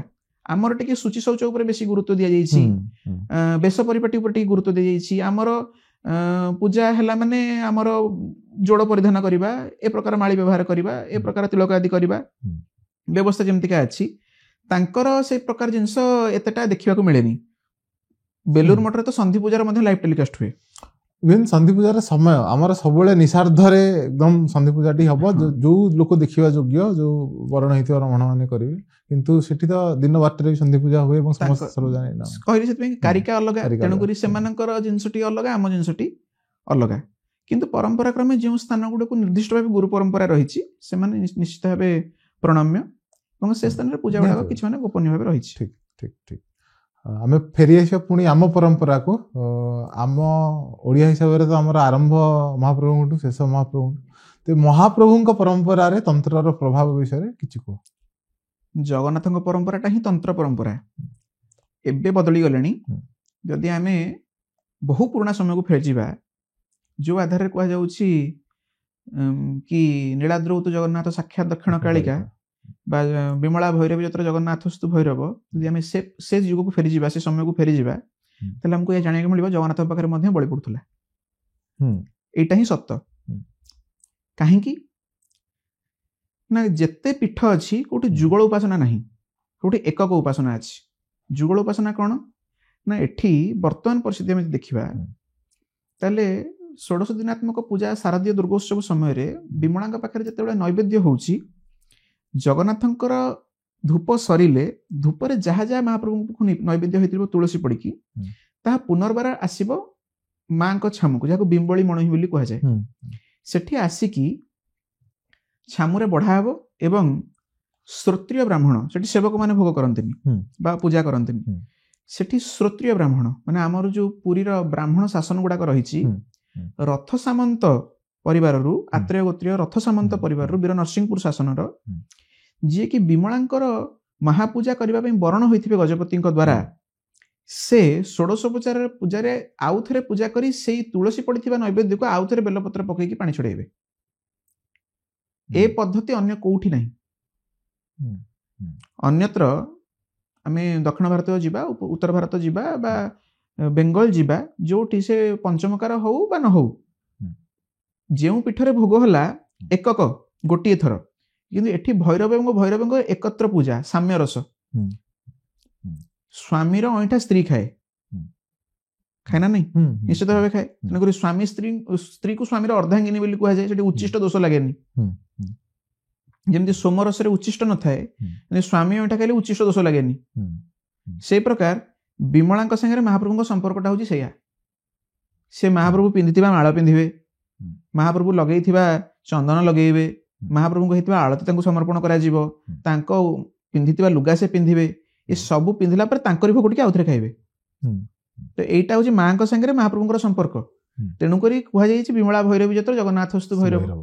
ତେଣୁକରି ଆଉ ଥରେ ଯେତେବେଳେ ନୈବେଦ୍ୟ କରାଯାଉଛି, ଏଇଟା ହଉଛି ବିମଳା ପୀଠର ସ୍ୱତନ୍ତ୍ରତା। ଏଇଟା ଅନ୍ୟ ଦେବୀ ପୀଠ ଗୁଡାକରେ ମଧ୍ୟ ଯଦିଓ ମାହାର୍ଦ ସମର୍ପଣର ବ୍ୟବସ୍ଥା ରହିଛି, କିନ୍ତୁ ଆଉ ଥରେ ପାଣି ଛଡେଇବାର ପ୍ରବନ୍ଧ ନାହିଁ। ଇଏ ହଉଛି ବିମଳାଙ୍କର ଷୋଡଶ ଦିନାତ୍ମକ ପୂଜାର ଦୈନନ୍ଦିନ ପ୍ରଥମ, ଦ୍ୱିତୀୟ ଏବଂ ତୃତୀୟ ଉପଚାର ବା ସକାଳ ଧୂପ, ମଧ୍ୟାହ୍ନ ଧୂପ ଏବଂ ସନ୍ଧ୍ୟା ଧୂପ, ତିନିଟାକ ଉପଚାରରେ ମାଙ୍କ ପାଖରେ ଯଥାବିଧି ଏ ପ୍ରକାର କରାଯାଏ। ଏତଦ୍ବ୍ୟତ ମାଙ୍କ ପାଖରେ ମୁଆଁ, ପଣା, ଫଳମୂଳ ଏଇସବୁ ଜିନିଷକୁ ଅମୁଣି ଆକାରରେ ବଢ଼ାଯାଏ। କିନ୍ତୁ ଜଗନ୍ନାଥଙ୍କର ଭୋଗ, ଯାହାକୁ ଆମେ ମହାପ୍ରସାଦ ବୋଲି କହୁ, ତାକୁ ପୁନଃ ଆଣିକି ମାଙ୍କ ପାଖରେ ପାଣି ଛଡ଼ାଯାଏ। ତ ଏହାର ରହସ୍ୟକୁ ଯଦି ଆମେ ଖୋଜିବା, ଆମେ ପୁଣି ସେ 19 ବର୍ଷରେ ହେଉଥିବା ଗୋଟିଏ ବିରାଟ ଆଧ୍ୟାତ୍ମିକ ପର୍ବ, ଯାହାକୁ ଆମେ ନବକଳେବର ବୋଲି କହୁ, ଆମେ ସେଠିକି ଫେରିଯିବାକୁ ପଡ଼ିବ। ସେଇ ନବକଳେବର ସମୟରେ ହେଇଥିବା ଯେଉଁ ତନ୍ତ୍ରଦିତ କ୍ରିୟା ଗୁଡ଼ାକୁ ପୁନଃ 19 ବର୍ଷ ପରର ନବକଳେବର ପର୍ଯ୍ୟନ୍ତକୁ ବଜାୟ ରଖିବା ପାଇଁ ଏଇସବୁ କ୍ରିୟା ଗୁଡ଼ାକ ଶ୍ରୀମନ୍ଦିରରେ ଅନୁଷ୍ଠାନ କରାଯାଏ। ସେଥିପାଇଁକା ମାହାର୍ଦ ବିମଳାଙ୍କ ପାଖରେ ଆସି ଆଉ ଥରେ ପୁନଃ ପାଣି ଛଡ଼ା ହୁଏ। ଦୈନନ୍ଦିନ ରୀତିରେ ଦେଖିବା, ଜଗନ୍ନାଥଙ୍କୁ ଯାହା ନୈବେଦ୍ୟ କରାଯାଏ ତାହା ବିମଳାଙ୍କ ପାଖକୁ ସମର୍ପଣ କରାଯାଏ। ସମର୍ପଣ ହେଇସାରିଲା ପରେ ସେ ଥାଳି ଖେଚୁଡ଼ି ଆସିକି ମୁକ୍ତିମଣ୍ଡପ ଉପରେ କୁଢ଼େଇ ଦିଆଯାଏ। ଯେଉଁ ସମୟରେ ମୁକ୍ତିମଣ୍ଡପ ଉପରେ କୁଢ଼େଇ ଦିଆଯିବ, ସେ ସମୟରେ ତଳେ ଥିବା ବ୍ରାହ୍ମଣମାନେ, ମୁକ୍ତିମଣ୍ଡପ ଅଧିକାରୀ ବ୍ରାହ୍ମଣମାନେ ଉପରକୁ ଯାଇପାରିବେ ନାହିଁ ଏବଂ ଉପରେ ବସିଥିବା ବ୍ରାହ୍ମଣମାନେ ତଳକୁ ଆସିପାରିବେ ନାହିଁ।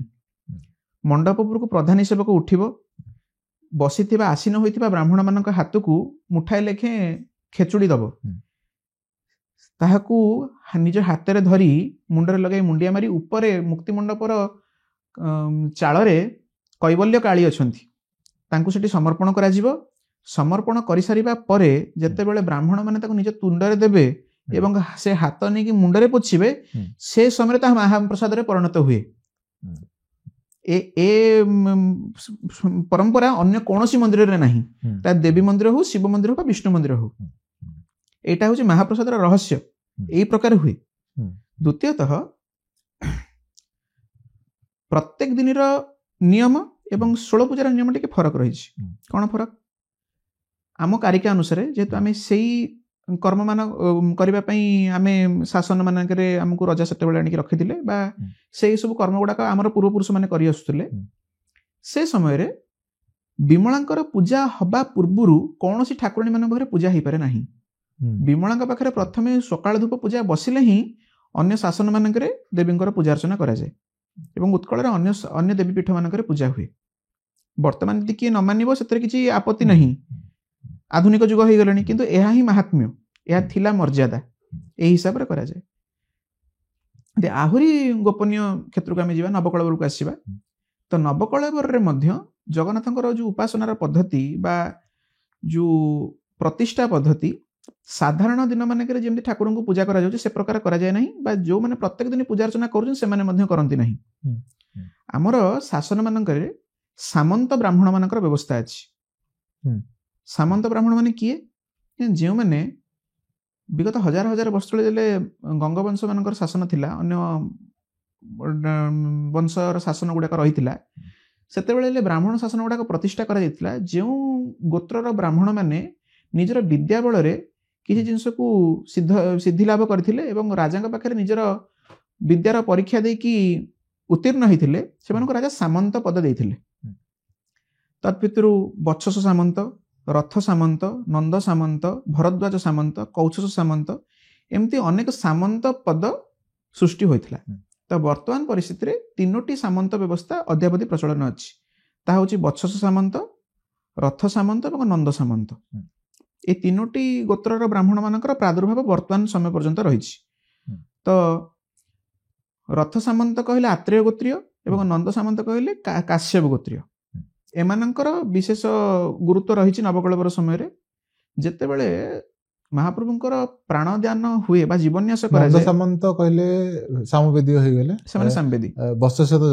यजुर्वेद आत्रेय मध्ये यजुर्वेद केवल नंद सामंत जो माने से माने आनंद शर्मांकर वंशोद्भव से माने काशीरु आस्थिले मुकुंद देवଙ୍କ समय तो मुकुंद देवଙ୍କ समय श्री मुकुंदपुर शासन ओषणा बरपदा प्रतिष्ठा हला सेतेबेले नंद माने सामंत उपाधि पाइले तत्पूर्व जदियो नंद सामंत माने थिले किंतु गुरुत्व एते नथिला गुरुत्वटा मुकुंद देवଙ୍କ परे बढ़िला तो ओषणा बरपदा होची नंद सामंत मानक प्रधान ग्राम रथ सामंत मानकर ग्राम अच्छी वत्स सामंत मानकर ग्राम अच्छी किंतु नंद सामंत माने जदियो अध्यापति अन्य शासन मानकर अछंती किंतु ओषणा बरपदा होची से मानकर प्रधान ग्राम जेतु राजाणी तांको राजगुरु करथिले खोर्धा राजा तो जेतेबेले महापूजा महाप्रभुंकर हुए प्रतिष्ठा करा जाए सेठी मध्य प्रत्यक्ष पंचमकार प्रयोग रही तो से पंचमकार प्रयोग द्वारा ही ब्रह्मस्थान को शोधन करा जाए ताम्रकूट हेमकूट एवं रजतकूट संपुट करा जाए जीवन्यास दिया जाए एवं मागुर माछ बलि मध्य दिया जाए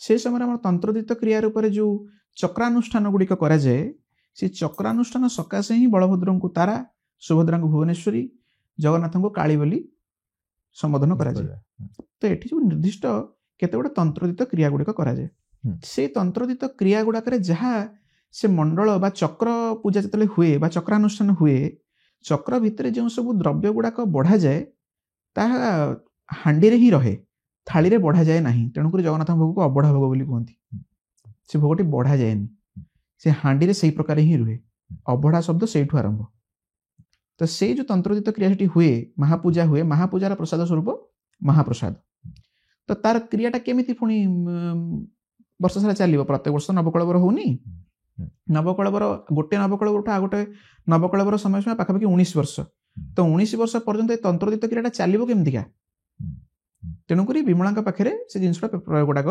रही तो नवकलवर समय जितेबले ठाकुर प्रतिष्ठा हुए सेतेबेले आमर श्रीमंदिर दक्षिण घर भितर लक्ष्मी नृसिंह विग्रह रही से तंत्र मर्यादार पूजा पाती तांत्रिक स्वरूप से पूजा पाती से लक्ष्मी नृसिंह बोली संबोधन करा जाए नहीं सेठी नृसिंह हेले सिंहमुख क्रोध भट्टारक एवं कोल बसवा लक्ष्मी हेले परा भट्टारिका तो ये से भैरव एवं भैरवी हो गले तेणुक से नवकलवर कर्ता तांकरी मंत्र मंत्रराज हो अनुष्टुप हो बा पाताल नृसिंह मंत्र हो से मंत्र से उग्र स्वरूप ही जगन्नाथ को प्रतिष्ठा करा जाए सेठी मंत्र क्रम अलग नुह जमी बर्तमान रत्न सिंहासनस्थ देवता मानू स्व मंत्र पूजा करा स्व मंत्र पूजा करा जाए केवल गोटे सार मंत्र तत्वसार नृसिंह मंत्र बोली कहुई से नृसिंह मंत्र ही सब जिन प्रोक्षण आदि सब से मंत्र करा जाए तो ये जो जगन्नाथ को भैरव बोली कहुई जगन्नाथ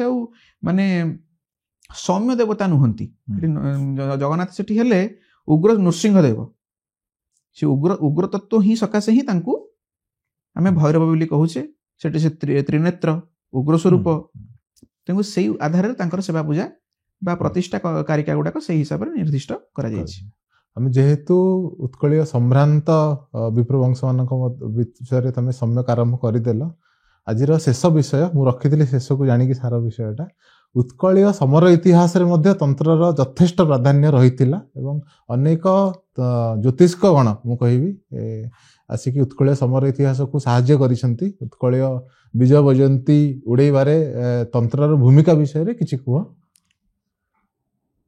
उत्कलर ବ୍ରାହ୍ମଣ ବଂଶ ବିଷୟରେ ଆମେ ଭିତରକୁ ଆଲୋଚନା କରିବା ତ ଉତ୍କଳର ନିଜସ୍ୱ ବ୍ରାହ୍ମଣ ବଂଶ ହେଲେ ବତ୍ସସ ବଂଶ, ଯିଏକି ଭୃଗୁ ଋଷିଙ୍କର ବଂଶ। ଭୃଗୁ ଋଷିଙ୍କର ବଂଶଜ ହିସାବରେ ଭାର୍ଗବୀ କୂଳରେ ରହିକି ସେମାନେ ସାଧନା ସିଦ୍ଧି ଆଦି କରୁଥିଲେ। ତ ଯେଉଁ କୂଳରେ ମୁଁ ଜନ୍ମଲାଭ କରିଛି ଏଇ ଅକିଞ୍ଚନକୁ ସେତିକି ସେମାନେ କୃପା କରିଛନ୍ତି, ମୋ ପୂର୍ବଜମାନେ ତାଙ୍କ କୂଳରେ ଜନ୍ମ ଦେଇଛନ୍ତି। ତ ଆମ ବଂଶରେ ସିଦ୍ଧ ବିଦ୍ୟା କହିଲେ ବା ଦୈନନ୍ଦିନ ନିତ୍ୟ ପୂଜା କହିଲେ କରାଯାଉଥିଲା ଶୂଳିନୀ ଦୁର୍ଗାଙ୍କର ଚତୁର୍ଭୁଜା ଦୁର୍ଗା ମୂର୍ତ୍ତି, ଉପର ଦୁଇ ହାତରେ ଶଙ୍ଖ ଚକ୍ର ଏବଂ ନିମ୍ନ ହସ୍ତରେ ଶୂଳରେ ମହିଷାସୁରକୁ ସେ ଆମେ ଲୋକାଚାରରେ ଜୟ ଦୁର୍ଗା ମୂର୍ତ୍ତି ବୋଲି କହୁଛନ୍ତି। ତ ଜୟ ଦୁର୍ଗା ବନ ଦୁର୍ଗା ଭିତରେ ମୂର୍ତ୍ତିର ମଧ୍ୟ ଟିକେ କ୍ରମ ଭିନ୍ନ। ସିଂହ ଉପରେ କୋଉ ପାଦ ରହିଲେ ସେ ଜୟ ଦୁର୍ଗା ହେବେ, ସିଂହ ଉପରେ କୋଉ ପାଦ ରହିଲେ ସେ ବନ ଦୁର୍ଗା ହେବେ, ତାର ଟିକେ କାରିକା ଅଛି। ତ ଆମେ ତା ଭିତରକୁ ଯିବାନି। ତ ଦୁର୍ଗା ହେଲେ ସମରକାଳୀନ ଦେବୀ, ଏକୈବ ଶକ୍ତି ପରମେଶ୍ୱରସ୍ୟ ଭିନ୍ନା ଚତୁର୍ଥା ବିନିଯୋଗ କାଳେ ଭୋଗେ ଭବାନୀ ପୁରୁଷସ୍ୟ ବିଷ୍ଣୁ କୋପେ চ କାଳେ ସମରେ চ ଦୁର୍ଗା। ତେଣୁକରି ତ ସମର ଦକ୍ଷ ସେମାନେ ହବା ପାଇଁ ତାଙ୍କୁ ପୂଜା କରୁଥିଲେ। ତ ଯେହେତୁ ଭୃଗୁ ଋଷିଙ୍କ କୂଳରେ ଭଗବତୀ ମହାଲକ୍ଷ୍ମୀ ପ୍ରକଟ ହୋଇଥିଲେ ଭାର୍ଗବୀ ରୂପରେ, ତେଣୁକରି ରମା ବୀଜ ଯୁକ୍ତ ମନ୍ତ୍ର ବା ଲକ୍ଷ୍ମୀ ତତ୍ଵ ସମ୍ପନ୍ନ ମନ୍ତ୍ର ଗୁଡ଼ିକ ଭୃଗୁ ବଂଶରେ ବିଶେଷ ଭାବେ ସିଦ୍ଧିପ୍ରଦ। ତେଣୁକରି ସେମାନେ ମହାଲକ୍ଷ୍ମୀଙ୍କୁ ପୂଜା କରୁଥିଲେ ବା ଗଜଲକ୍ଷ୍ମୀ, ଯାହା ଉତ୍କଳୀୟ ଶୈଳୀର ଗଜଲକ୍ଷ୍ମୀ ସର୍ବତ୍ର ବିରଳ, କୌଣସି ସ୍ଥାନରେ ନାହାନ୍ତି, ତାଙ୍କୁ ପୂଜା କରୁଥିଲେ। ତାର ଫଳସ୍ୱରୂପ ଆମର ଉତ୍କଳ ରାଜାମାନେ ବହୁତ ଧନ ସମ୍ପନ୍ନ ଥିଲେ। ଆମେ ଆମ ରାଜାମାନଙ୍କୁ ଗରିବ ବୋଲି କହିପାରିବାନି, କାରଣ ସେତେବେଳେ ଆମର ଉତ୍କଳ ବହୁତ ସମ୍ଭ୍ରାନ୍ତ ଥିଲା, ବହୁତ ଉନ୍ନତ ଥିଲା। ନହେଲେ ଆମ ଠାକୁରଙ୍କୁ କଣ ସେ ଆସିକି 18ଟା ହାତୀ ଉପରେ ଆଣିକି ସୁନା ଅଳଙ୍କାର ଦେଇକି କେବେ ବେଶ କରିଦେଇ ପାରିଥାନ୍ତେ? ତ ଆମେ ବହୁତ ସମୃଦ୍ଧ ଥିଲେ, ତା କେବଳ ମହାଲକ୍ଷ୍ମୀଙ୍କ କାରଣରୁ। ସେମିତି ଭୁବନେଶ୍ୱରୀ ସେ ମଧ୍ୟ ସେ ସିଦ୍ଧ ବିଦ୍ୟା ଗଣରେ ବତ୍ସସ ମାନଙ୍କର ଥିଲେ। ତ ଭୁବନେଶ୍ୱରୀଙ୍କ ଉପାସନା ଫଳରେ କଣ ହୁଏ, ସାମ୍ରାଜ୍ୟ ବୃଦ୍ଧି ପାଏ। ଯେହେତୁ ଭୁବନର ଈଶ୍ୱରୀ, ତେଣୁ ତାଙ୍କ ସେବା ପୂଜାରେ ସାମ୍ରାଜ୍ୟ ବୃଦ୍ଧି ପାଏ। ତ ସେଇ ହିସାବରେ ଗଙ୍ଗାଠୁ ଗୋଦାବରୀ ପର୍ଯ୍ୟନ୍ତ ଦିନେ ଉତ୍କଳର ସୀମା ଥିଲା। ତାପରେ ଆସିଲେ ଜୟ ଦୁର୍ଗା, ଯିଏକି ସମରକାଳୀନ ଦେବୀ। ତାପରେ ଆସିଲେ ଛିନ୍ନମସ୍ତା। କିଛି ବ୍ୟକ୍ତିଗତ ଉଦାହରଣ ସ୍ୱରୂପ ତ ଏଇ ସବୁ ଦେବୀ ମାନଙ୍କୁ ଯୋଉ ଉପାସନା କରାଯାଉଥିଲା, ତ ଏଇ ସବୁ ଉପାସନା ଭିତରେ ଯଦି ଆମେ ଦେଖିବା, ଯଦି ଆମେ ମହାତ୍ମା ମାନଙ୍କୁ ଦେଖିବା କି ତତ୍କାଳୀନ ସମୟରେ ବଳିଭାନୁ ଦେବଙ୍କ ସମୟ, ଗଙ୍ଗବଂଶର ରାଜା ଗଜପତି ବଳିଭାନୁଦେବ, ଆମର ମାଦଳା ପାଞ୍ଜିରେ ବଳିଭାନୁ ଦେବଙ୍କ ପ୍ରସଙ୍ଗ ଯେତେବେଳେ ଆସିଛି, ସେତେବେଳେ ବତ୍ସସ ବଂଶର ତତ୍କାଳୀନ ରାଜଗୁରୁ ଚନ୍ଦ୍ରଶେଖର ମହାପାତ୍ରଙ୍କ ବିଷୟ ଆସିଛି। ଚନ୍ଦ୍ରଚୋର ବାହିନୀପତି, ଯାହାକୁ ଆମେ ଚନ୍ଦ୍ରଚୋର ବାହିନୀପତି ବୋଲି ଜାଣୁ। ନାଁଟା ଟିକେ ଆଶ୍ଚର୍ଯ୍ୟ ହେଉଛି, ଚନ୍ଦ୍ରଶେଖର ଶେଷକୁ ଚନ୍ଦ୍ରଚୋର, କଣ ଜିନିଷଟା? ଏକ ଦିନ ରାଜାଙ୍କୁ ଆଶୀର୍ବାଦ ଦେବା ସମୟରେ ତାଙ୍କ ପାଟିରୁ ପୂର୍ଣ୍ଣମୀଟି ଅମାବାସ୍ୟା ବୋଲି ବାହାରି ପଡ଼ିଲା।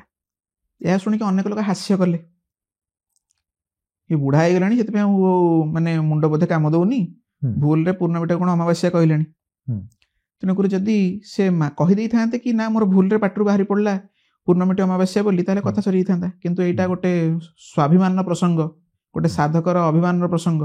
ତେଣୁକରି ସେ କହିଲେ, ପୂର୍ବର ଭାନୁ ପଶ୍ଚିମରେ ପଛେ ଉଦୟ ହେବେ, କିନ୍ତୁ ମୋ ବଚନ ଆନ ହବନି। ଆଜି ସନ୍ଧ୍ୟାରେ ଆପଣଙ୍କର ଉତ୍ତର ପାଇବେ, ଆଜି ପୂର୍ଣ୍ଣମୀ ନା ଅମାବାସ୍ୟା।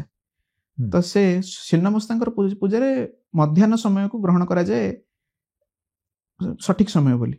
ତ ସେ ଘରକୁ ଆସିଲେ, ତାଙ୍କ ଇଷ୍ଟଦେବୀ ଛିନ୍ନମସ୍ତାଙ୍କୁ ପୂଜା କଲେ, ତାଙ୍କ ପାଖରେ ମହାପୂଜା ଆଦି କଲେ। ତ ଗୋଟେ ଚନ୍ଦ୍ରଗ୍ରାସ ବିଦ୍ୟା ଅଛି ଛିନ୍ନମସ୍ତାଙ୍କ ପୂଜାରେ। ତ ଚନ୍ଦ୍ରଗ୍ରାସ ବିଦ୍ୟାକୁ ଯେତେବେଳେ ସେ ପ୍ରୟୋଗ କଲେ, ମା ପ୍ରତ୍ୟକ୍ଷ ପ୍ରକଟ ହେଲେ, କହିଲେ କି ତୁ ଯଦି ଏହା କରୁ ତେବେ ତ ବଂଶ ବୁଡ଼ିଯିବ। ଇଏ କହିଲେ ମୁଁ ରାଜି। ସେତେବେଳକୁ ତାଙ୍କର 4 ଜଣ ଯୋଗ୍ୟ ପୁତ୍ର ସନ୍ତାନ ଥାନ୍ତି, ସେମାନେ ମଧ୍ୟ ବିଦ୍ୟା ପ୍ରବୀଣ ଏବଂ ଧୁରନ୍ଧର ବିଦ୍ୟାରେ ଥିଲେ। ସେମାନଙ୍କୁ ପ୍ରଶ୍ନ କରାଗଲା କି ତମେ କଣ ତମ ବାପାଙ୍କ କଥାରେ ରାଜି? ସେ କହିଲେ, ପିତାର ଅପମାନ ପୁତ୍ରର ଅପମାନ, ଅପମାନିତ ହେଇକି ବଞ୍ଚିବା ଅପେକ୍ଷା ମରିଯିବା 100 ଗୁଣାରେ ଭଲ। ମା ତଥାସ୍ତୁ କଲେ, ତାଙ୍କର ବଂଶ ଶୂନ୍ୟ ହେଇଗଲା। ବଂଶ ଶୂନ୍ୟ ହେଇଗଲା ପରେ ସେଦିନ ଆଉ ଚନ୍ଦ୍ର ଉଦୟ ହେଲେ ନାହିଁ, ପୂର୍ଣ୍ଣମୀଟି ଅମାବାସ୍ୟାରେ ପରିଣତ ହେଇଗଲା। ବିଜ୍ଞାନର ନିୟମ ବଦଳିଗଲା, ପ୍ରକୃତିର ନିୟମ ମଧ୍ୟ ବଦଳିଗଲା। ଏହା ହଉଛି ଶକ୍ତି ସାଧନାର ଗୁରୁତ୍ୱ। ତ ସେ ଘଟଣା ପରେ ଯେତେବେଳେ ବଳିଭାନୁ ଦେବ ଆସିକି ଦେଖିଲେ କି ଏ ପ୍ରକାର ଘଟଣା ଘଟିଛି, ତାଙ୍କୁ ସେତେବେଳେ ଚନ୍ଦ୍ରଚୋର ବାହିନୀପତି ନାମରେ ତାଙ୍କୁ ଉପାଧି ଦେଲେ ଏବଂ 62 ନାମକ ଏକ ଅଗ୍ରହାର ପ୍ରଦାନ କଲେ। ଅଗ୍ରହାର କହିଲେ ଯେମିତି ଆମର ଏଠି ଶାସନ, ଦକ୍ଷିଣରେ ଯୋଉ ଶାସନ ଗୁଡାକ ଦାନ ହଉଥିଲା ତାକୁ ଅଗ୍ରହାରମ ବୋଲି କୁହାଯାଏ। ସେ ଅଗ୍ରହାରମ ଗୁଡାକ ଆଜି ପର୍ଯ୍ୟନ୍ତ ମଧ୍ୟ ଅଛି। ସେଠି ମଧ୍ୟ ଆମର ବତ୍ସସ ବ୍ରାହ୍ମଣ ମାନେ ବର୍ତ୍ତମାନ ସୁଦ୍ଧା ଦାନାଧ୍ୟକ୍ଷ ହେଇକି ଅଛନ୍ତି। ଆହୁରି ଅନେକ ମହାତ୍ମା ଅଛନ୍ତି। ତାଙ୍କ ଭିତରେ ଆସିବେ ମୃତ୍ୟୁଞ୍ଜୟ ରାଜଗୁରୁ। ସେ କଣ କରିଥିଲେ ନା ଭୋଜବଂଶର ମୁର୍ମୁଷୁ ରାଜପୁତ୍ରକୁ ମୃତ୍ୟୁଞ୍ଜୟ ମନ୍ତ୍ର ପ୍ରୟୋଗରେ ବଞ୍ଚେଇ ଦେଇ ପାରିଥିଲେ। ମନ୍ତ୍ର ପଢିଥିଲେ ମମ ଜୀବ ବିନାଶାୟ ତବ ଜୀବ ତଦସ୍ୱ। ଏହି ମନ୍ତ୍ର ପଢିକି ନିଜର ଜୀବନକୁ ବିନାଶ କରି ତାକୁ ଜୀବଦାନ କରିଥିଲେ। ଏହା ଥିଲା ତାଙ୍କ ସିଦ୍ଧି। ତାଙ୍କ ପରେ ଯଦି ଆସିବା ଆମେ ସେଇ ପିଢ଼ିର ଅନ୍ୟ ରାଜଗୁରୁଙ୍କ ମାନଙ୍କ ବିଷୟ, ତାହେଲେ ଆସିବା ଆମେ ରାଜଗୁରୁ ଜୀବଦେବ ଆଚାର୍ଯ୍ୟଙ୍କ ପାଖକୁ। ପ୍ରତାପ ରୁଦ୍ରଦେବଙ୍କର ରାଜଗୁରୁ ଥିଲେ। ଚୈତନ୍ୟଙ୍କୁ ସମସ୍ତେ ବିଷ୍ଣୁ ଭକ୍ତିର ଦ୍ୟୋତକ ବା ସେ ବିଷ୍ଣୁ ଭକ୍ତି ଆରମ୍ଭ କରିବା ବୋଲି କହୁଥିଲେ ବୋଲି ଆମର ଇତିହାସରେ ଆମେ ପଢୁଥିଲେ ମଧ୍ୟ ଚୈତନ୍ୟ ତାଙ୍କୁ ମହାମତି ବୋଲି ସମ୍ବୋଧନ କରୁଥିଲେ। ଆମେ ଯଦି ଆଜିକା ଡେଟ୍ରେ ଲିଟରେଚର ଦେଖିବା ଭକ୍ତି ବୈଭବ ନାଟକମ୍, ଭକ୍ତି ବୈଭବ ସ୍ତୋତ୍ରମ୍, ଭକ୍ତି ବୈଜୟନ୍ତୀ ସ୍ତୋତ୍ରମ୍, ଏ ସବୁ ଜୀବଦେବ ଆଚାର୍ଯ୍ୟଙ୍କ ରଚନା। ତାଙ୍କର ସୁପୁତ୍ର ରାଜଗୁରୁ ବର୍ଦ୍ଧନ ମହାପାତ୍ର, ଯିଏକି ଦୁର୍ଗୋତ୍ସବ ଚନ୍ଦ୍ରିକା ଲେଖି ଆଦ୍ୟ ବିଧି ଯୋଉଥିରେ ପୂଜା ହଉଛି ଲେଖି ଉତ୍କଳରେ ଦୁର୍ଗା ପୂଜାକୁ ସାର୍ବଜନୀନ କରିଥିଲେ। ଉତ୍କଳରେ ଦୁର୍ଗା ପୂଜାଟା ସେତେବେଳେ ସମ୍ଭ୍ରାନ୍ତ ମାନଙ୍କ ପାଖରେ ସୀମିତ ଥିଲା। ଦୁର୍ଗୋତ୍ସବ ଚନ୍ଦ୍ରିକାକୁ ପ୍ରଣୟନ କରି ସେ ଉତ୍କଳର ଦୁର୍ଗା ପୂଜାକୁ ସାର୍ବଜନୀନ କରିଥିଲେ। ଟିକେ ଯଦି ମୁଁ ଏଠି ଆଡ କରିବି, ବର୍ଦ୍ଧନ ମହାପାତ୍ର ହେଲେ ସେଇ ରାଜଗୁରୁ ଯାହାଙ୍କ ସମୟରେ, ଯାହାଙ୍କ ଜଷ୍ଟ ଟିକେ ପୂର୍ବରୁ ଓଡ଼ିଶାରେ ବୀରତ୍ୱ କିମ୍ବା ବୀର ଠାଣିରେ ପୂଜା, ଆମ ଯୋଉ ବୀର ଉପଚାରରେ ପୂଜାକୁ ପ୍ରାୟ ବନ୍ଦ ହେଇଯାଇଥିଲା ଗୋଟେ ନିଓ ବୈଷ୍ଣବିଜମର ପ୍ରଭାବରେ। ସେଇ ଜିନିଷକୁ ରିଭାଇଭ କରିବା ପାଇଁ ଯଦି କିଏ ଆଗରେ ଆସିକି ଠିଆ ହେଲେ, ରାମଚନ୍ଦ୍ର ଦେବଙ୍କୁ ରାଜା କରିବାରେ, ଯଦି ଆମେ କହିବା ଚନ୍ଦ୍ରଗୁପ୍ତଙ୍କୁ ରାଜା କରିବାରେ ଚାଣକ୍ୟର ଯେତିକି ଭୂମିକା ଥିଲା, ରାମଚନ୍ଦ୍ର ଦେବଙ୍କୁ ଗଜପତି କରାଇବାରେ ସେତିକି ଭୂମିକା ବର୍ଦ୍ଧନ ମହାପାତ୍ରଙ୍କର ଥିଲା। ଏବଂ ସେଇ ନିଜେ ଏଇ ସବୁ ବୀର ରସର ପୂଜା ଆଉ ଥରେ ଆରମ୍ଭ କରିଥିଲେ ଉତ୍କଳରେ। ଆମେ ଫେରିଯିବା ପୁଣି ଯଦି ସମର ଇତିହାସକୁ, 2 ଜଣ ରାଜଗୁରୁଙ୍କ ବିଷୟରେ କଥା ନ କହିଲେ ଆଜିର ଏପିସୋଡ ସରିବନି, ସମୟ ତ ହେଇଗଲାଣି। ତେଣୁ ସେଇ 2 ଜଣ ବିଷୟରେ ଟିକେ କଥା ହବା। ଗୋଦାବରୀ ବର୍ଦ୍ଧନ ମହାପାତ୍ର ଏବଂ ବାସୁଦେବ ବାହିନୀପତି। ମୁଁ ପ୍ରଥମେ ବର୍ଦ୍ଧନ ମହାପାତ୍ରଙ୍କ କଥାଟାକୁ ସାରିଦିଏ। ତ ବର୍ଦ୍ଧନ ମହାପାତ୍ରଙ୍କ ସମୟରେ ଯେତେବେଳେ ଚୈତନ୍ୟଙ୍କ ପ୍ରେରିତ ସହଜିଆ ବୈଷ୍ଣବ ଧର୍ମ କବଳରେ ଆମ ଉତ୍କଳର ସେନା ତାର ଶିକାର ହେଲେ ଏବଂ ଖୋଳ କୀର୍ତ୍ତନ ଧରିକି ନାଚିକି ନିଜ ଜାତିର ପ୍ରେତକର୍ମ କରିବା ପାଇଁ ବାହାରି ପଡ଼ିଲେ, ସେତେବେଳେ ରାଜଗୁରୁ ବର୍ଦ୍ଧନ ମହାପାତ୍ରଙ୍କ ପ୍ରଣୀତ ଦୁର୍ଗୋତ୍ସବ ଚନ୍ଦ୍ରିକାର ପ୍ରୟୋଗ ଦ୍ୱାରା ଅନେକ ସ୍ଥାନରେ ଗ୍ରାମ ଦେବୀଙ୍କର ମନ୍ଦିରମାନ ସ୍ଥାପିତ ହେଲା। ଯାହାର ସବୁ ଯୋଉ କଥା ଆମେ ପୂର୍ବରୁ ଆଲୋଚନା କଲେ କି ସାବର ପଦ୍ଧତି, ସେଇ ପଦ୍ଧତିରେ ମା ବାଉତି, ମା କଳାପାଟ, ମା ଦୁଆରଶୁଣୀ, ଏଇ ସବୁ ଯୋଉ ନାଁ ଗୁଡାକ ଯୋଉଟା ଶାସ୍ତ୍ରୀୟ ନାମକରଣ ନୁହଁ, ଲୋକାଲାଇଜ୍ଡ ନେମ୍, ମା ପଞ୍ଚମୁଖୀ, ଏଇ ସବୁ ନାଁ ଗୁଡିକ ପୀଠ ସ୍ଥାପନ କରାଯାଇକି ପଥରଟିରେ ସିନ୍ଦୁର ଟିକେ ଦେଇଦେଇ ତାଙ୍କୁ ଦେବୀ ଶକ୍ତି ବୋଲି ଗ୍ରହଣ କରାଗଲା। ଏବଂ ସେଠି ବୀରତ୍ୱକୁ ଦର୍ଶାଇବା ପାଇଁ ଅସଂଖ୍ୟ ବଳିଦାନ କରାଯାଉଥିଲା।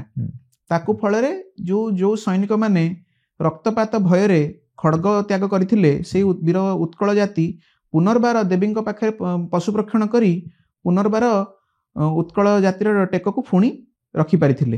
ଏଇଟା ଥିଲା ତାଙ୍କ ରାଜଗୁରୁ ବର୍ଦ୍ଧନ ମହାପାତ୍ରଙ୍କର ଉତ୍କଳ ରାଜନୀତି ପ୍ରତି ଅବଦାନ। ଏବଂ ସେ ହିଁ ରମେଇ ରାଉତରାୟକୁ ରାମଚନ୍ଦ୍ର ଦେବ ପ୍ରଥମ କରି ପ୍ରତିଷ୍ଠିତ କରି ଗଜପତି କରିକି ସିଂହାସନରେ ଆରୋହଣ କରାଇଥିଲେ ଏବଂ ସେ ହିଁ ଭୋଇ ବଂଶର ପ୍ରତିଷ୍ଠାତା। ଆଦ୍ୟ ବିଧି ଯୋଉ ବଂଶର ଗଜପତି ମାନେ ପୁରୀରେ ଛେରା ପହଁରା କାର୍ଯ୍ୟ ସମାପନ କରୁଛନ୍ତି, ଯାହାକୁ ଆଦ୍ୟ ସେବକ ମଧ୍ୟ କୁହାଯାଉଛି, ସେଇ ବଂଶର ପ୍ରତିଷ୍ଠାର ଗୋଟେ ମୂଳ କାରଣ ଥିଲେ ସେଇ ହେଲେ। ଏବଂ ବର୍ଦ୍ଧନ ମହାପାତ୍ରଙ୍କର ନନା ଯିଏକି ରାଜଗୁରୁ ତ୍ରିଲୋଚନାଚାର୍ଯ୍ୟ, ସେ ହିଁ ପଦ୍ମାବତୀଙ୍କ ସାଙ୍ଗରେ ପୁରୁଷୋତ୍ତମ ଦେବଙ୍କର ବିବାହ ସମ୍ପନ୍ନ କରାଇଥିଲେ। ଏଠି କହି ରଖେ ବ୍ରାହ୍ମଣ ଘର ମାନଙ୍କରେ ନନା ମାନେ ବାପା ପିତାଶ୍ରୀ ବୁଝାନ୍ତି। ଏବଂ ଆମେ ଆଲୋଚନା କରିଥିବା ଚନ୍ଦ୍ରଚୂଡ଼ ରାଜଗୁରୁଙ୍କ ଇଷ୍ଟଦେବୀ ଛିନ୍ନମସ୍ତା ଅଧ୍ୟାବଧି ପୁରୀ ଜିଲ୍ଲା ବୀର ନରସିଂହପୁର ଶାସନରେ ପାତାଳେଶ୍ୱରଙ୍କ ମନ୍ଦିର ପାଖରେ ଶ୍ମଶାନକୁ ଦକ୍ଷିଣ ଦିଗକୁ ମୁହଁ କରି ଏଯାବତ୍ ମା ଛିନ୍ନମସ୍ତା ଠାକୁରାଣୀ ପୂଜା ପାଉଛନ୍ତି, ଯାହାକୁ ଆମେ ଲୌକିକ ଭାବେ ଭଗବତୀ ଠାକୁରାଣୀଙ୍କ ନାଁରେ ଆମେ ଜାଣୁ। ଏବଂ ମାଙ୍କର ଅଧ୍ୟାବଧି ସେଇ ବିଗ୍ରହ ସିନ୍ଦୁର ମଣ୍ଡିତା ହୋଇ ବୀର ନରସିଂହପୁର ଶାସନରେ ଅଛନ୍ତି ଏବଂ ସେଠି ସେବା ପୂଜା ପାଉଛନ୍ତି।